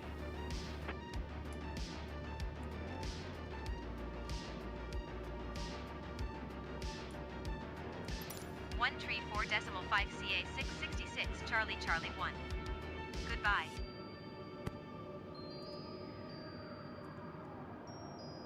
Denver Center, CA 666 Charlie Charlie 1 flight level tree 80. CA 666, Charlie Charlie 1, Denver Center radar contact. Continue to Charlie Hotel Echo. All right, we're already heading to Charlie Hotel Echo. All right, so this is St. Louis, or Salt Lake City, rather. Let's see. So we have this runway is too short for us. We're not going to be taking that one anyway. Likely, these are two 12,000-foot runways, elevation of 4,229 feet. So it's another high elevation airport. This is general aviation parking on this side. This was the terminal in here. So we'll either come in on, I don't know what the wind's going to be at, but we'll come into one of these three here. There's 3-4 left and right and 3-5. So we'll expect either those or the reciprocals, depending on what they're running. So either 17, 16 left and right. So we'll see what they give us. Let's go ahead and look at approaches here. Likely they all have ILSs. ILS 16 left and right. ILS 17. 34 left and right. What is the other runway? 35. 35. Where's 35? See 35. When the hell is 35? LDA 35. Okay. What the hell? Where's no ILS for 35? Weird. Let's see. It's interesting. I don't see a 35 ILS. What about there is an RNAV? I don't see anything for 35. That's freaking weird. They just don't land. They might not land. Some airports don't land all the runways. So they're probably not landing 35. They're probably just...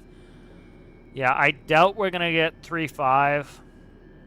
I would think that they're going to be running general aviation off of 35 and whatever the hell this runway is. I can't see the 32. And they're going to be running commercial off of 34 left and right and 16 left and right. So probably go in here. If we land either way, we're going to be coming back to the terminal. So taxi instructions look reasonably easy. Hotel in or Alpha in, and then come across Fox and Echo to come into the terminal.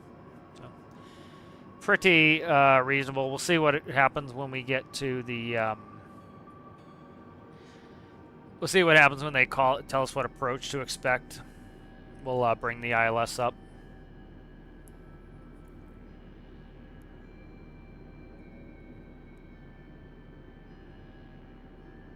All right, so we're coming up on, let's see what time, 55. We're about a minute out from Che, and then we're going to Nielsen. And I think after Nielsen, we go direct into Salt Lake. Yeah, we go direct into Salt Lake City. I think I've never been to Salt Lake City. Never been IRL.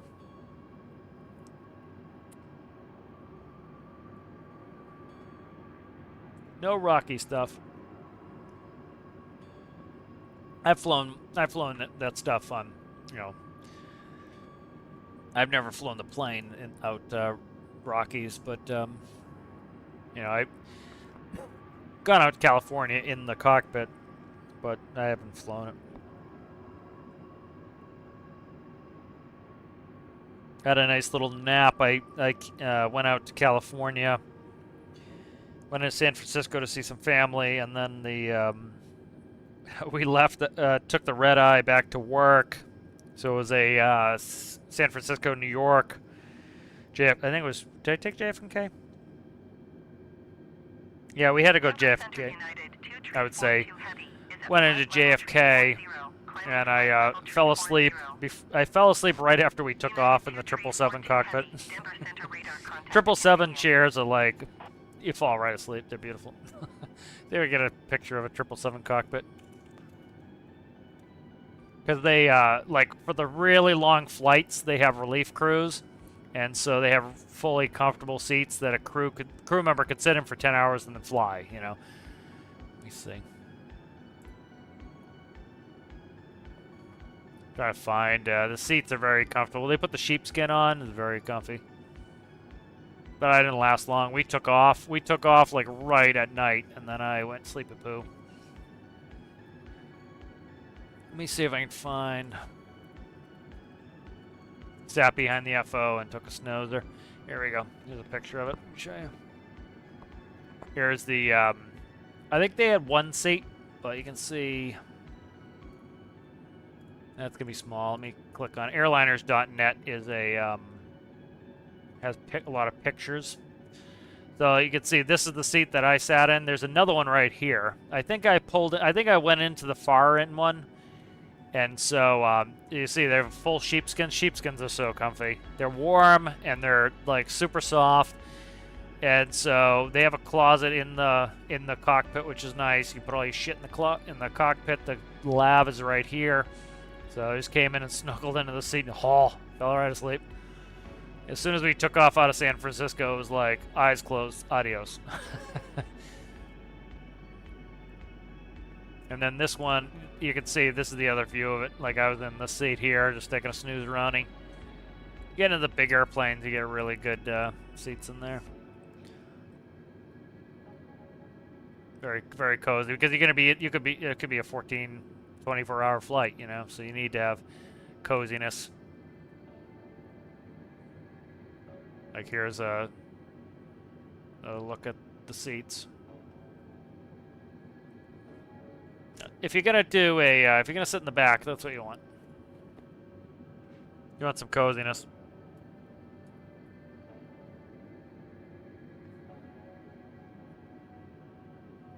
All right, we're coming up on Nelson. All right, so after Nelson, let's see, what's the distance? Going 180 we're going 180 nautical miles on this leg. There'll be a little while on this leg here.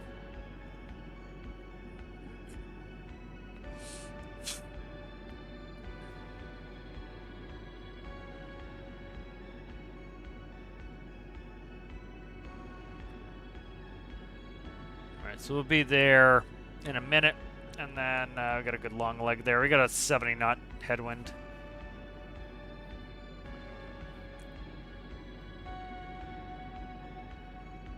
We're fighting the west wind the whole way, going west here.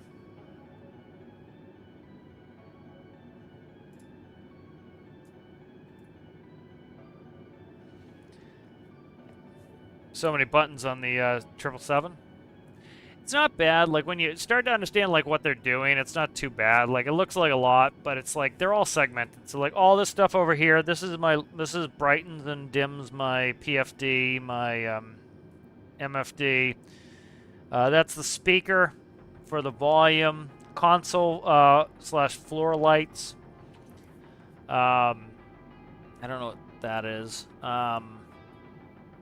And then you have, that's for the barometer on the, for the altimeter on this one. This turns on the terrain mode, so you can show terrain. This looks like the message system for talking to the company. So you probably put your company messages in here, and then you can print out messages.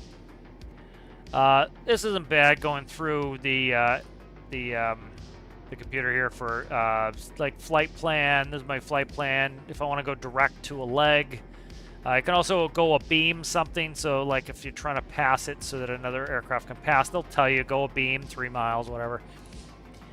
Radio nav, we're going to put in the ILS here at some point. Fuel prediction isn't coming up right because of the way the flight plan's going. Secondary flight plan we don't have in there. ATC comms, this is likely just the game abridges this stuff, so a lot of the shit doesn't work. Yeah, a lot of the shit just doesn't work because of it. This is like our flight number and all that stuff.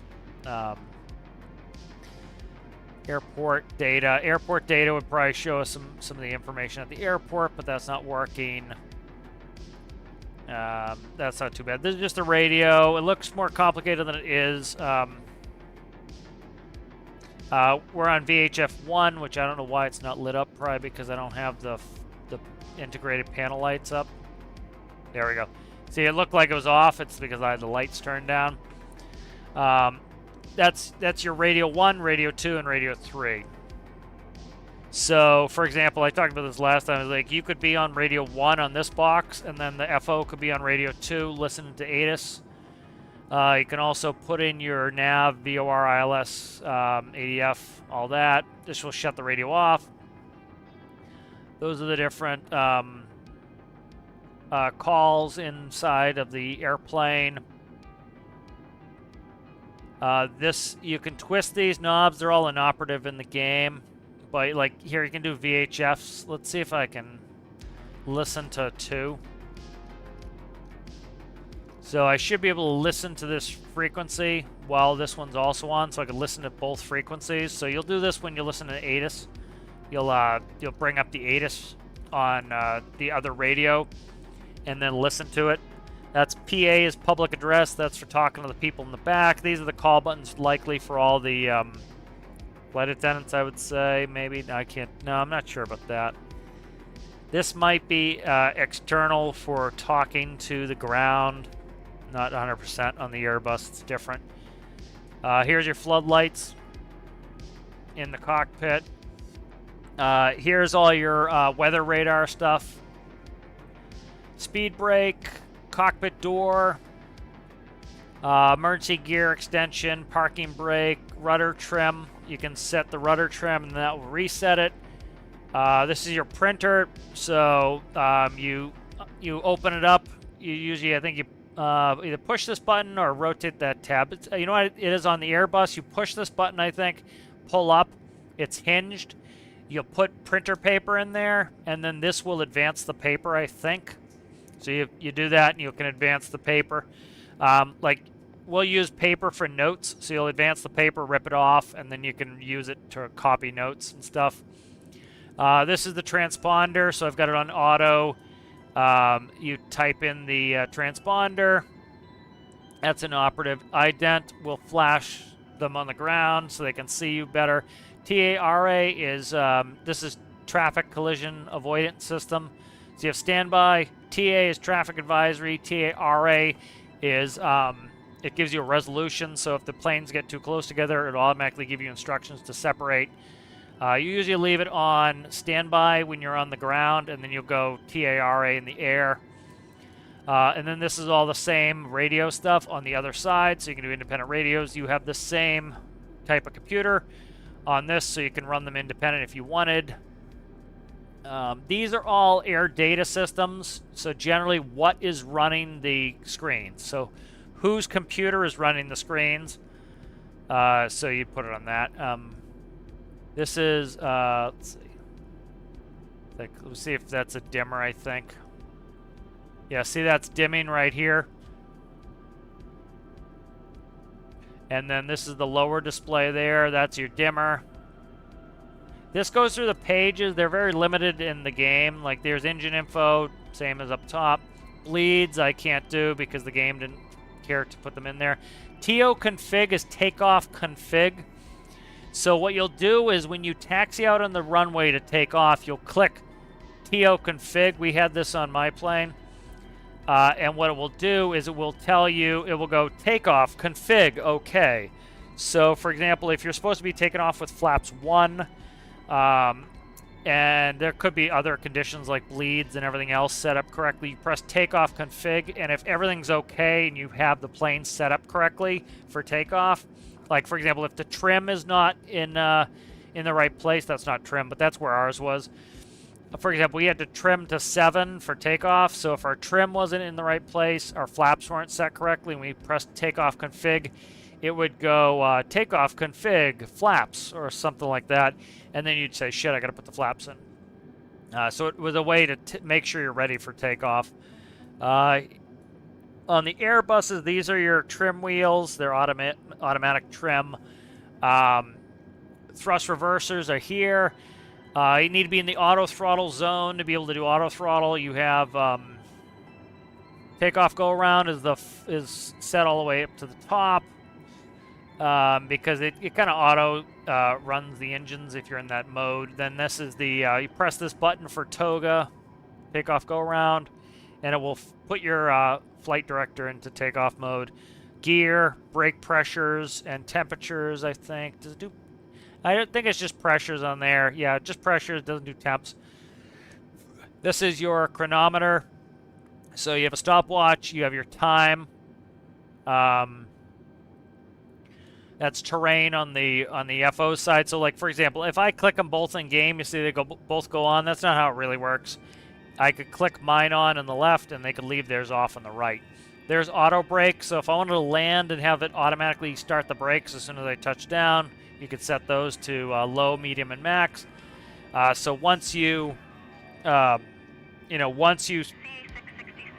25, Charlie 1, 575. contact Salt Lake Center on 125.575. Good day.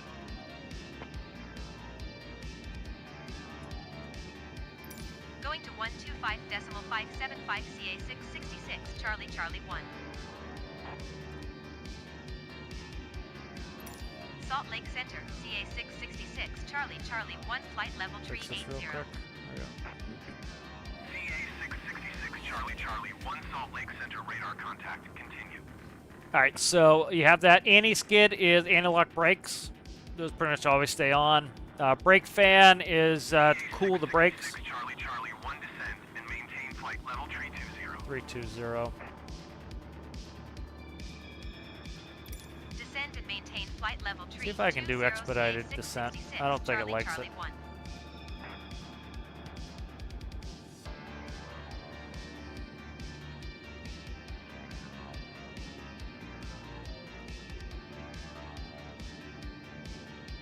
All right, we got our descent in there. So that's brake fans for cooling the brakes. This will show green lights when the landing gear is down and locked.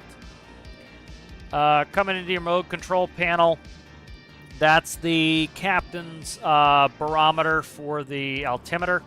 Here's the flight director. So if you look at this, you see the cross lines. If I click the flight director off, they go away. That will tell me where I need to turn the plane to stay on course or whatever. That's the ILS. Puts on the stuff for the ILS. You can see that stuff pops up. We have ADF, VOR, or off on 1 and 2. You can see it pop up on the bottom there. There's ADF. VOR, I don't think shows. Let me see. There's VOR right there. And then we have on this, I can go to ILS mode, VOR mode, nav mode, ARC, and plan view. The plan view orients us to the north. You can see we're going from Denver in the east to Salt Lake City in the west. That's what our flight plan looks like. This is the range. 666 Charlie Charlie 1 Yes. traffic is 1 o'clock 4 miles. Ignore him. Flight level 330 Airbus A20N. Report them in sight. What did you say? 1 o'clock, 3-3. I'm not going to see him at 330. He's below us. CA 666 Charlie Charlie 1, don't have Airbus A20N in sight. So constraint information display will show me crossing altitudes. VOR will show me all the VORs in the area. Waypoint will show me all the waypoints in the area. NDBs, all the NDBs, and airports will show me all the airports in the area. So like if you, in emergency, need to land at an airport, you click that on, you can see all the airports. Changes from speed to Mach. We're at flight levels, so we're in Mach. This spins up our Mach number that I want the auto throttles to keep us at. This is our heading hold. Spin that up for a heading hold. That's heading track. I'm not sure what that. That's vertical speed. Heading track. I'm not sure what that does. We have autopilot 1 and 2, so we're on 1 because I'm flying. If the first officer was flying, we'd probably be on autopilot 2. Auto throttle. CA 666 Charlie Charlie 220. 1 descend and maintain flight level 220. A tit 0. Descend and maintain flight level 220 CA 666 Charlie Charlie 1. This is metric, I believe. Not that we run in metric. This is vertical speed mode. You see I've dialed in, I want to descend at 2,500 feet per minute. Approach mode will put us on approach. Localizer will put us on either the nav or the localizer for the VOR or localizer approach. Essentially anything nav that's not an actual approach. This is the same on my side as on the FO side to control their screen. All this is the same. That's the chronometer to start and stop that stopwatch. And then above us here, it's pretty much all segmented. So those are all circuit breakers for it's the power for all the things, and they're labeled so you can see. Let's see. Engine FADEC, so that's full. 666 Charlie Charlie 1, please expedite your descent flight Did level. it fucking 220. level off? It did level off. Ugh. There we go. Because you gave me a late descent, you prick, you. So FADEC's full authority digital engine controller, so that's the system that controls the turbines. So if you pulled that breaker, it shut off FADEC 1. Here's the toilet light. I don't know why we have that. What's that? I can't see what that is. Can't see what that is. We have PA as public address, door, cockpit door video. I think that unlocks the door. I thought the other one did, but I'm not sure. Here's all the ADERs. You just leave this shit alone. You don't touch that. Flight controls, leave that all. They'll all stay on. Evac for evacuation. That will signal evacuation. Emergency gen test. Likely you're not doing anything with this. This is the RAT ram air turbine. It's a little turbine. It pops out of the airplane and generates electricity if you lost engine power, so that you can keep your screens going. Terrain, ground proximity warning system. That's all in there for. That's the JIPWIZ is what we call it. JIPWIZ tells you if you're getting too close to the ground, you're gonna hit something. This is cockpit voice recorder, erase, and test. Not sure what that is. Here's Pat. 66 Charlie Charlie 1 contact Salt Lake Center on 127.7. Good day.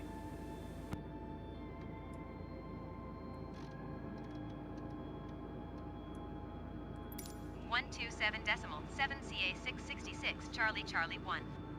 Goodbye.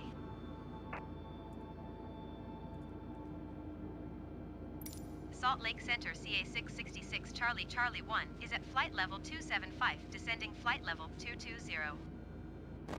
CA 666, Charlie Charlie 1, Salt Lake Center radar contact continue. Alright, this drops the passenger oxygen masks. That's the crew supply. These are the call buttons, forward and aft, I think, in the galleys. And then I think that's probably ground. I'm not sure. Here's the wipers. You turn the wipers only on the ground. Well, not on the ground. When you're going generally under, I think, 200 knots. Rain repellent is usually a spray, or it's bleed air, not spray. It depends on the system. But here's all your fire stuff. So this is fire tests. This actually is fire for the engine. If the engine catches on fire, that blows the fire out. APU, these are the fire bottles. Let's see, we have hydraulics. Engine number 1, hydraulic pump. This is the RAT. So if you threw the RAT out, the RAT would pump hydraulics. Electrical pump, that's caged because you don't touch it. And then there's the engine 2 pump for hydraulics. Here's your fuel, engine 1 and 2 pumps. APU pump for the center tank. Crossfeed between 1 and 2. Center tank right there. Right engine pumps right there. Here's electrical galley cabin. You just pretty much leave all this stuff in. This is batteries 1 and 2. It's showing you the... is that volts? It's got to be volts. 28-volt system. This is the AC essential feed. Generally, most of these stay in all the time. 666, Charlie Charlie 1, descend and maintain 14,000 feet. She leveled us off already? She did. She's killing me here. Keep leveling me off. Descend and maintain 14,000 feet CA 666 Charlie Charlie 1. So here's external power. When they plug in the power cord from the either the ground cart or the terminal, that will say available. You push that, it will give you power from the terminal, so you don't have to turn your APU. If your APU comes on, that's your generator for your APU. Generally, I think you leave that. You don't touch it; just leave it on. But if you wanted to shut it off, you could. Air conditioning packs. This is pack 1, pack 2. Those are your 2 air conditioners. That's your engine bleed for the that will go through pack 1. This is your temperature control for the cockpit, for the forward cabin and the aft cabin. Oftentimes, if you keep it in the middle, I think it's auto. And then I think for the cabins, the flight attendant can run it on their panel. If you leave it in the middle, if you then move it, you control it. Here's your cross bleeds. So your let me see. So I think the APU on this must auto bleed. I keep hitting bleed. I think it's automatic. Let's see. Yeah. So this might just be the APU bleed for the air conditioning. I keep pressing this thinking I need it for the engine start, but I can't remember if I need it or not. Okay. Wing de-ice, engine de-ices. This is the probe window heat. It's in auto. I could manually turn on the window heat. Probably turns itself on when we take off.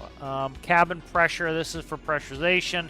If you ditch, there is a ditching button. If you push that button, when you land in the water, it will close. 66 Charlie Charlie 1, you are 62 miles Yeah, bud. east. Descend and Holy maintain shit. 12,000 feet. Expect ILS runway tree for right approach by a plage transition. 3-4 right. Clear to plage. Wash. CA666 Plage. Charlie Charlie 1, descend and maintain 13,000 What the fuck feet. is she doing here to me? CA666 Charlie Charlie 1, Okay. descend and maintain 12,000 feet. What's she doing? Descend and maintain 12,000 feet. Plage, Expect huh? ILS runway tree 4 right approach via plage transition clear to plage CA666 Charlie Charlie 1.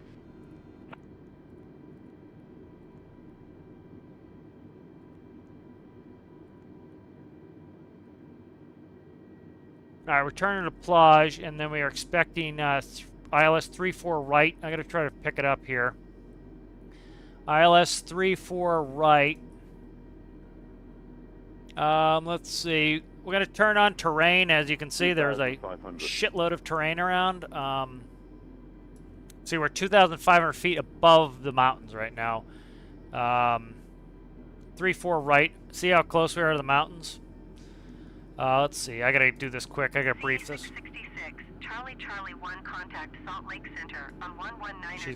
She's gonna run me into problems here. Good day. This is when it gets real busy. 119.95 CA 666 2,500. Charlie Charlie 1. Goodbye. Okay. Salt Lake Center CA 666 109.5. Charlie Charlie 1 is passing 12,400 feet, descending 12,000 feet.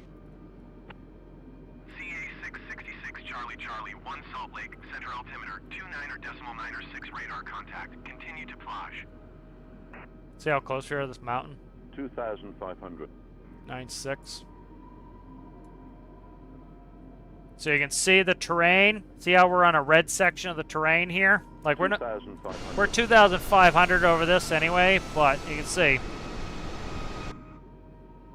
That's what it looks like. You can see in the terrain. 1,000. Now that's what it looks like on the map. Let's cut this in. You can see us coming over these mountains here.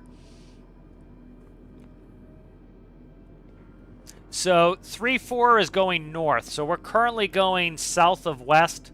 So Salt Lake City is over here. If I zoom out, you can see Salt Lake City's right here. And so we're going to be going this way because we need to land north. So that's why 2,500. they're moving us this direction. So you can see all the terrain here. The red, of course, is, I think, within 2,500 of us. And the green is below that. So you can see we get a three-dimensional view of what the terrain looks like here. All right, we're currently at 12,000 feet. I'm gonna get us down at 250, because as soon as she wants to descend us, it's gonna probably be quick because we have to stay up in altitude because of the mountains here. So, 2,500.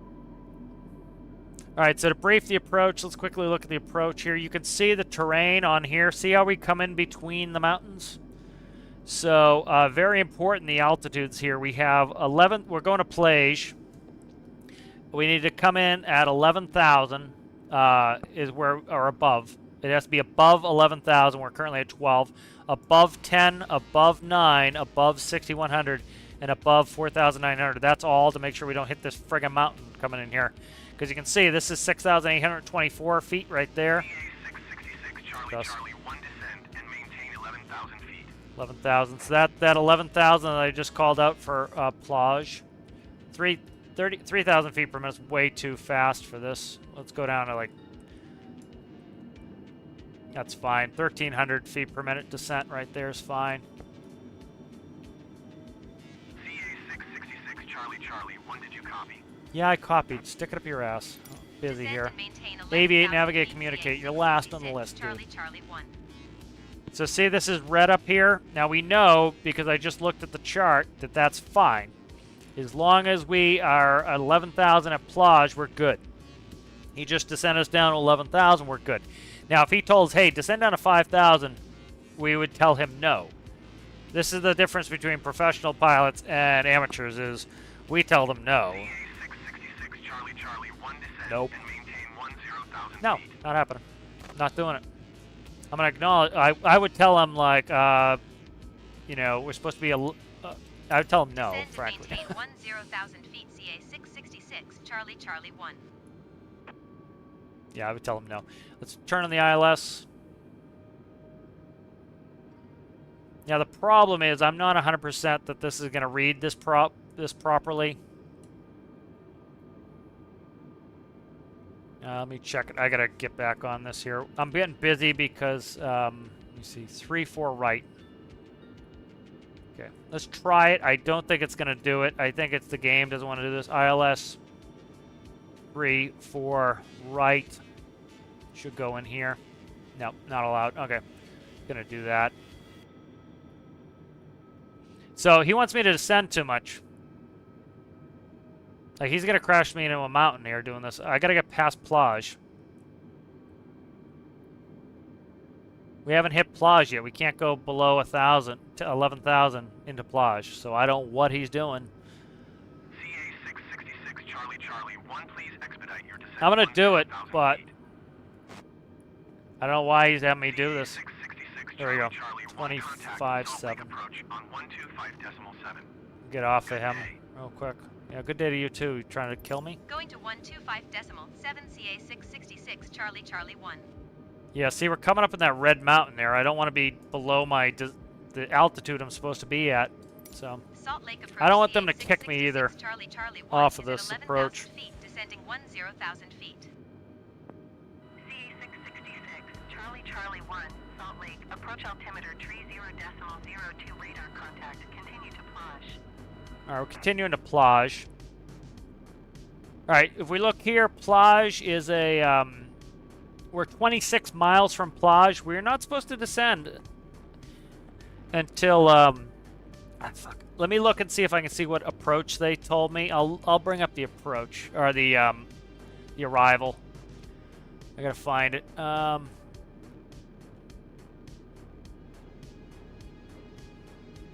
All right, Plage transition. I gotta find that.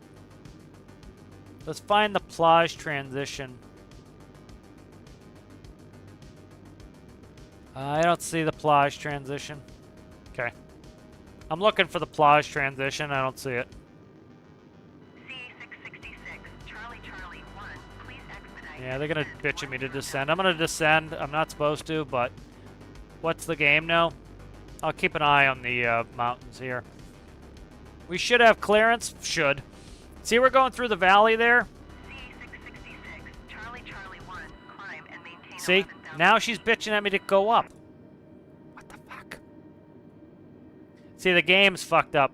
It really is. It will level off now. See, she's bitching at me for descending. It did this last time. Go up, climb up, climb up, climb up, climb up. 666, Charlie Charlie 1, Yeah. acknowledge. I know more than you do, game. Just be Climb quiet. and maintain 11,000 feet. See, CA 666, as soon as I Charlie, descended Charlie below 11,000, she bitched at me. 666, Charlie Charlie 1, descend and maintain 10,000. Oh my god, this game is so stupid. No, just, okay, I'll acknowledge it. I'll keep acknowledging it. Descend and maintain 10,000 feet. Until we- CA 666, So, Charlie, likely- Charlie 1. 2,500. It's gonna, see, we're already getting a warning 2,500. We're not allowed to go 2,500, less than 2,500 above these mountains. So that's why it tells us we cannot descend below 11,000 feet. She's trying to get us to go below 11,000 feet. Then we go below 11,000 feet. She bitches at us because the game doesn't know what it's doing. Which is understandable, but it's also annoying. So we should be at 11,000 feet. So you see how we're getting our asses kicked with turbulence? That's because it's coming off the mountains. So this is how close you'd be to the mountains in real life. Pretty nuts. Like it looks worse than it is. We're still 2,500 feet from some of the shit, but Like back there when we went over that part of the mountain, it bitched at us for 2,500. But you see how close we are to this? That's why you don't fuck around with this stuff, because like if we're in the clouds, we could be in the clouds the whole time. And it's... See, now she wants me to descend again. I'm just going to respond to her and not do it. Okay. We are currently 12 nautical miles from Plage. Once we clear the mountain, I'll descend. Just keep her. 2,500. But we need to be at 11,000 for Plage. I don't see. Look at that shit. That's crazy. It's nuts. What she's having us do here. I'm gonna stay at 11,000. She can keep bitching at us all she wants. All right. So if you look here, we're going. So 3-4 is going to be this direction. So we're going 2-4. 2-7 is here. All right, so when we come in, we're going to be turning, and we're probably landing like this, probably, to go to 3-4. So it's 3-4 right. Let's bring up the 666, Charlie Charlie 1, please expedite your descent 10,000. she's gonna be a pain in the balls. Oh my god. It clearly says on the diagram 11,000 at Plage. Very, very clear. So you can see how the game doesn't know what it's doing. Look, look, look, look. 11,000 greater than 11,000 at Plage. So frankly, we probably shouldn't have been scud running that bad anyway. But ATC wants us to... 666, Charlie Charlie 1, descend and maintain 9,000 feet. There she goes.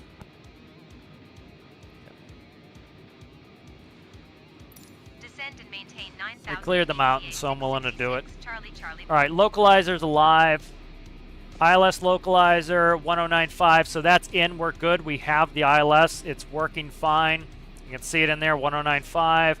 Let's look at the diagram.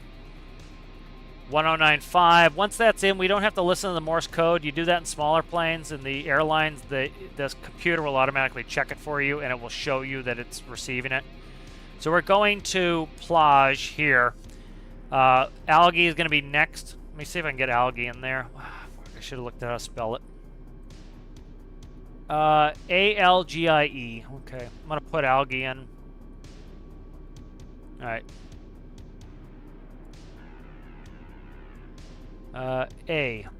A-L-G-I-E. Clear it first. Come on, come on. A-L-G-I-E.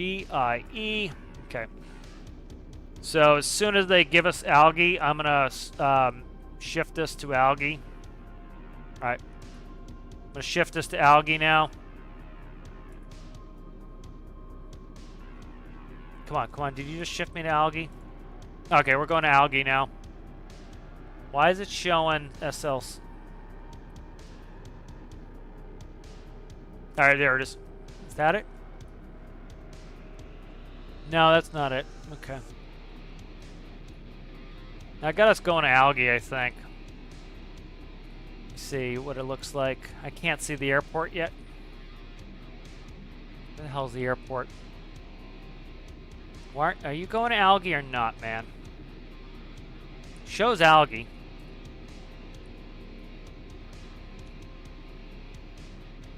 It looks right. I just don't. 666 Charlie Charlie 1. You are 18 miles south of Salt Lake.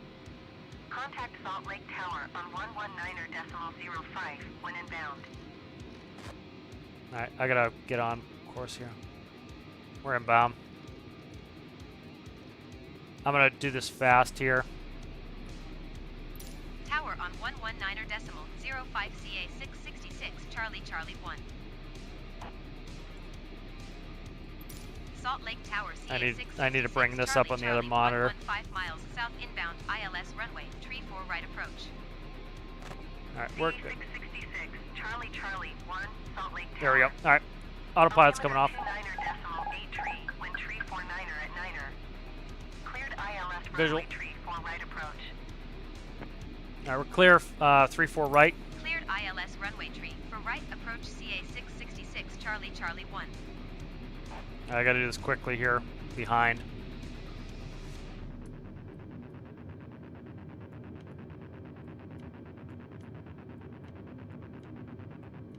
We're not clear to land yet. Let me take off these landing lights.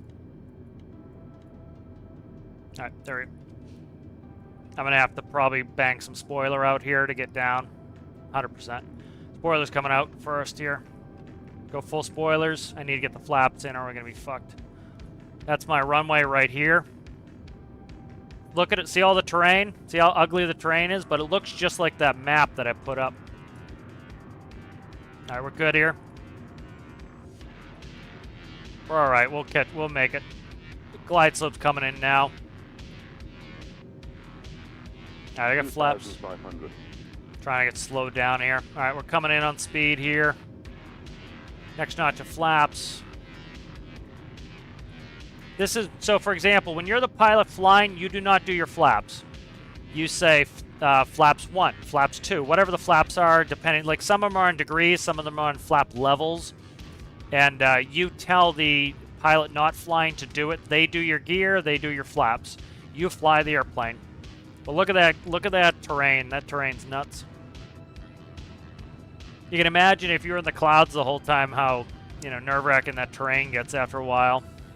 Alright, so look at the glide slope. 66, Charlie Charlie 1, wind tree 4 Clear to land. at Niner. Clear to land runway tree 4 right.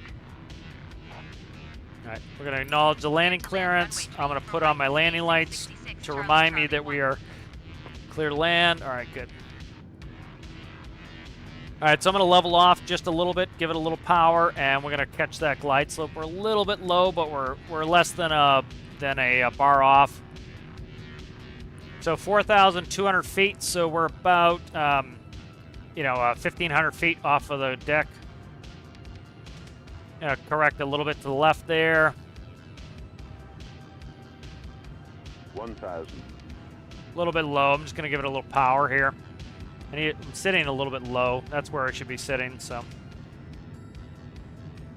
I should probably tap more than that. Right there is where I should be sitting.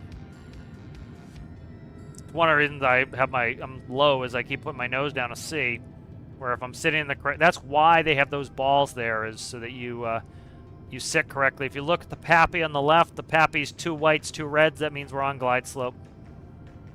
So we now are starting to get starting to move towards 3 whites, 1 red. That means we're a little low. We're back on glide slope. I'm visually looking at it now. I'm not bothering with the I am cross-checking with inside, but I'm looking outside as well at the PAPI. See, it went triple whites. That means we're a little high. So I'm just mostly doing with power. 500. So you see terrain went away. 400. A little bit high, but we're coming back on. So you don't want to rush it. A little 300. power. There we go. Just a little bit. You don't want to kiss it too much. I'm getting back on center line. I'm a little bit off, but it's really not that bad. A little bit low, but not bad. We're just going to give it a little power 100. because we will float if I overpower it. So we just got to be very gentle. 60. Once 50, you get close, it's very 40, touchy. 30. 20. Retard. 5. That's about perfect landing right there. Right on the numbers. Right on the 2 landing bars. All right, we are on 3-4 right. We're going to try to get off this high speed right here, which is, I can't see the number as we go by. Mike 6. So the high speeds are angled. As you can see, it's angled, so we don't have to turn 90 degrees. We turn 45 degrees, so we can go off a little bit faster. 66, Charlie Charlie 1, contact ground on 123.775. All right, ground. Let's get past the whole short line. You do not want to stop with your ass on the runway. That's a runway incursion if somebody lands while you're not across the line. So if we look, you can see we're well across the line. CA666, Charlie Charlie 1, please acknowledge. Yeah, shut the fuck up. I'm busy here. Going to 123.775 CA 666 Charlie Charlie 1. So pretty much like if the captain's flying that leg, and the first officer is not flying, as soon as we start to get off the runway there, the captain would taxi off. The first officer would bring up the flaps, would bring up the spoilers, and then would go ahead, start working the APU, getting the APU spun, and then the captain would, and then the first officer would call ground, request taxi to Salt Lake gates. ground, CA666, then the captain is Charlie, gonna Charlie, taxi. 1 request taxi to the gate. Let me get the airport diagram up. CA666, Charlie Charlie 1 taxi to gate Foxtrot 21 using taxiway Hotel 6.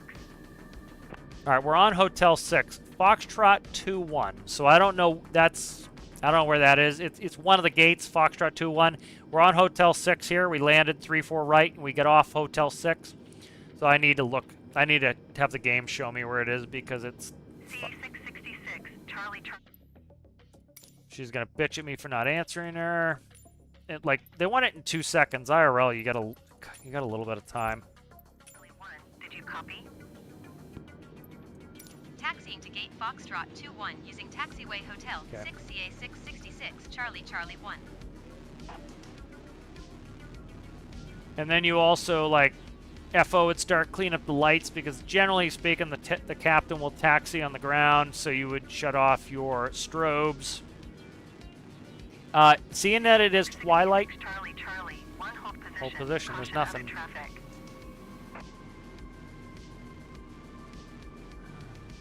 Hold position CA666 Charlie Charlie 1. so the nav lights would stay on. The strobes go off. The beacon stays on. Taxi light, we would go to taxi, not takeoff. Like right now, I wouldn't need it, so I'd actually shut it off. Here comes the traffic off the left there. You can see him.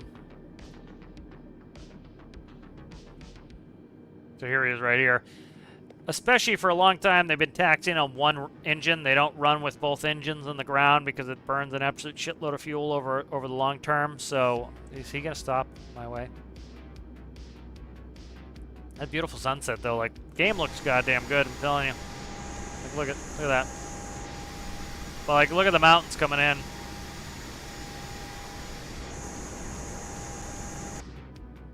Is he gonna sit there like a dumb shit? My gate is right there where he is. Alright, I'm gonna move. We're gonna be at stalemate all day here. Try to get him moving. She'll bitch me if she needs to. My gate's right there. He's sitting at my Salt Lake gate. ground southwest 4467 heavy requesting pushback. Plenty of space for me to get around him here. Southwest 4467 heavy pushback request accepted. I can go in on this lane here. There's no reason for us to stop. Just like have him continue on the inbound lane and have me go around him. CA666 Charlie Charlie 1 continue taxi. Oh, yeah. Wish I had thought of that. Continuing taxi. I'm turning my wing here so he doesn't hit it. You can't see my wings anyway, but turning my wing so it doesn't hit it. If you look. Charlie Charlie See? 1 hold position. Caution other traffic. Yeah, we've already got that. We already did it on our own there, lady. 666 Charlie Charlie 1 continue taxi. There. Oh, look, they actually put it on the taxiway here. Fox 21. Some of the airports are better than others. This one actually says Fox 21 on it.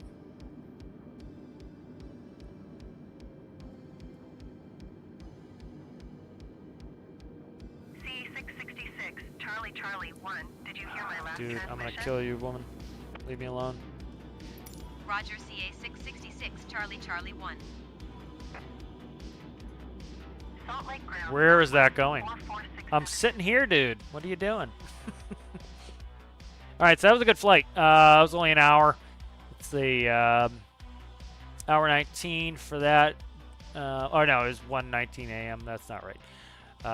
It was 1:19 a.m. Zulu. Yeah. So hour and 2 minutes, not bad. No night on that. This would count as night, seeing it's civil twilight. This would count as night in the U.S. In Europe, it would not.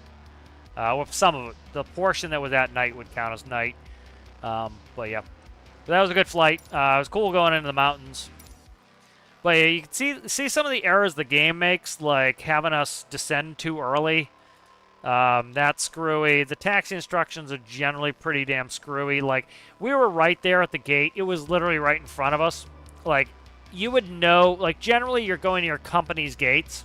So, like, you have a terminal your company has, and you know where your general gates are that you normally go to. So you'll know where you're going to be. So if she said, you know, Hotel 6 to the gate, you would know where the gate was, and you just taxi in. So, But yeah, but that's that was fun going in there. I'd never been in there before in Salt Lake. But Yar. Let's see what the next. I'm not gonna do another one now. I'm gonna chill out the rest of the evening, but I want to kind of look. So we have Salt Lake is there. Reno could be a cool run. I'm not going to Boise. Gross.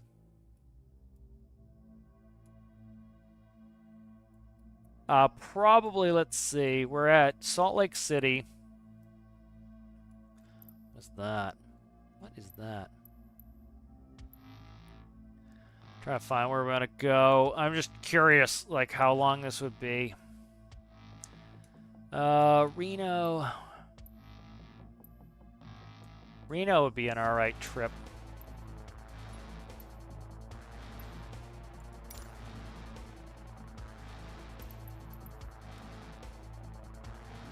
I'm just curious what the... I'm not going to do it now, but I'm curious what the distance is. That's not bad. 382. We could go all the way to San Francisco, I think. Yeah, we could go all the way to San Francisco. San Jose. I've flown out of San Jose IRL before, and San Francisco. San Francisco's kind of cool. If I can get San Francisco to come up here. I think I'm going to go San Jose. There's SFO right there.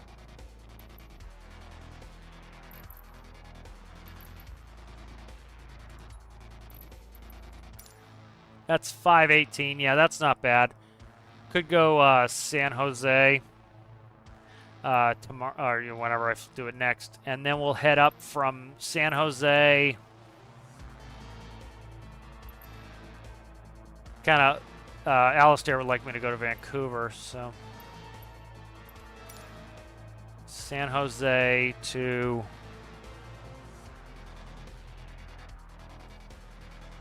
see what a Oregon or a Portland is. Go to Portland from there. That is 512. So that wouldn't be bad. We'll go Salt Lake City to San Jose, San Jose to Portland, and then Portland to Vancouver, I think. Portland to Vancouver. Which one is your airport, Alistair, if you're here? Probably Vancouver International, I'd say. That's only 235 miles, so that's not bad. We'll do that. And then probably coming back. Let's see. I don't want to just slap Canada the whole time. Well, maybe we'll do a long one. Maybe we'll do a shorty to Portland, LA. Probably go to Phoenix. Maybe Austin or Dallas. It would be nice to go back to DFW. I haven't been to DFW in 100 years. Come across to Atlanta. Probably go to Raleigh, Durham. There's Raleigh right here. Raleigh. Maybe back, go into Pittsburgh, I would say, and then back up there. So that would be kind of a good little trip to take, I think. Yeah, that'll be fun. But if you guys like the video, make sure you like the video. If you are not subscribed and you enjoy the content, please consider subscribing, and I will see you guys in the next one.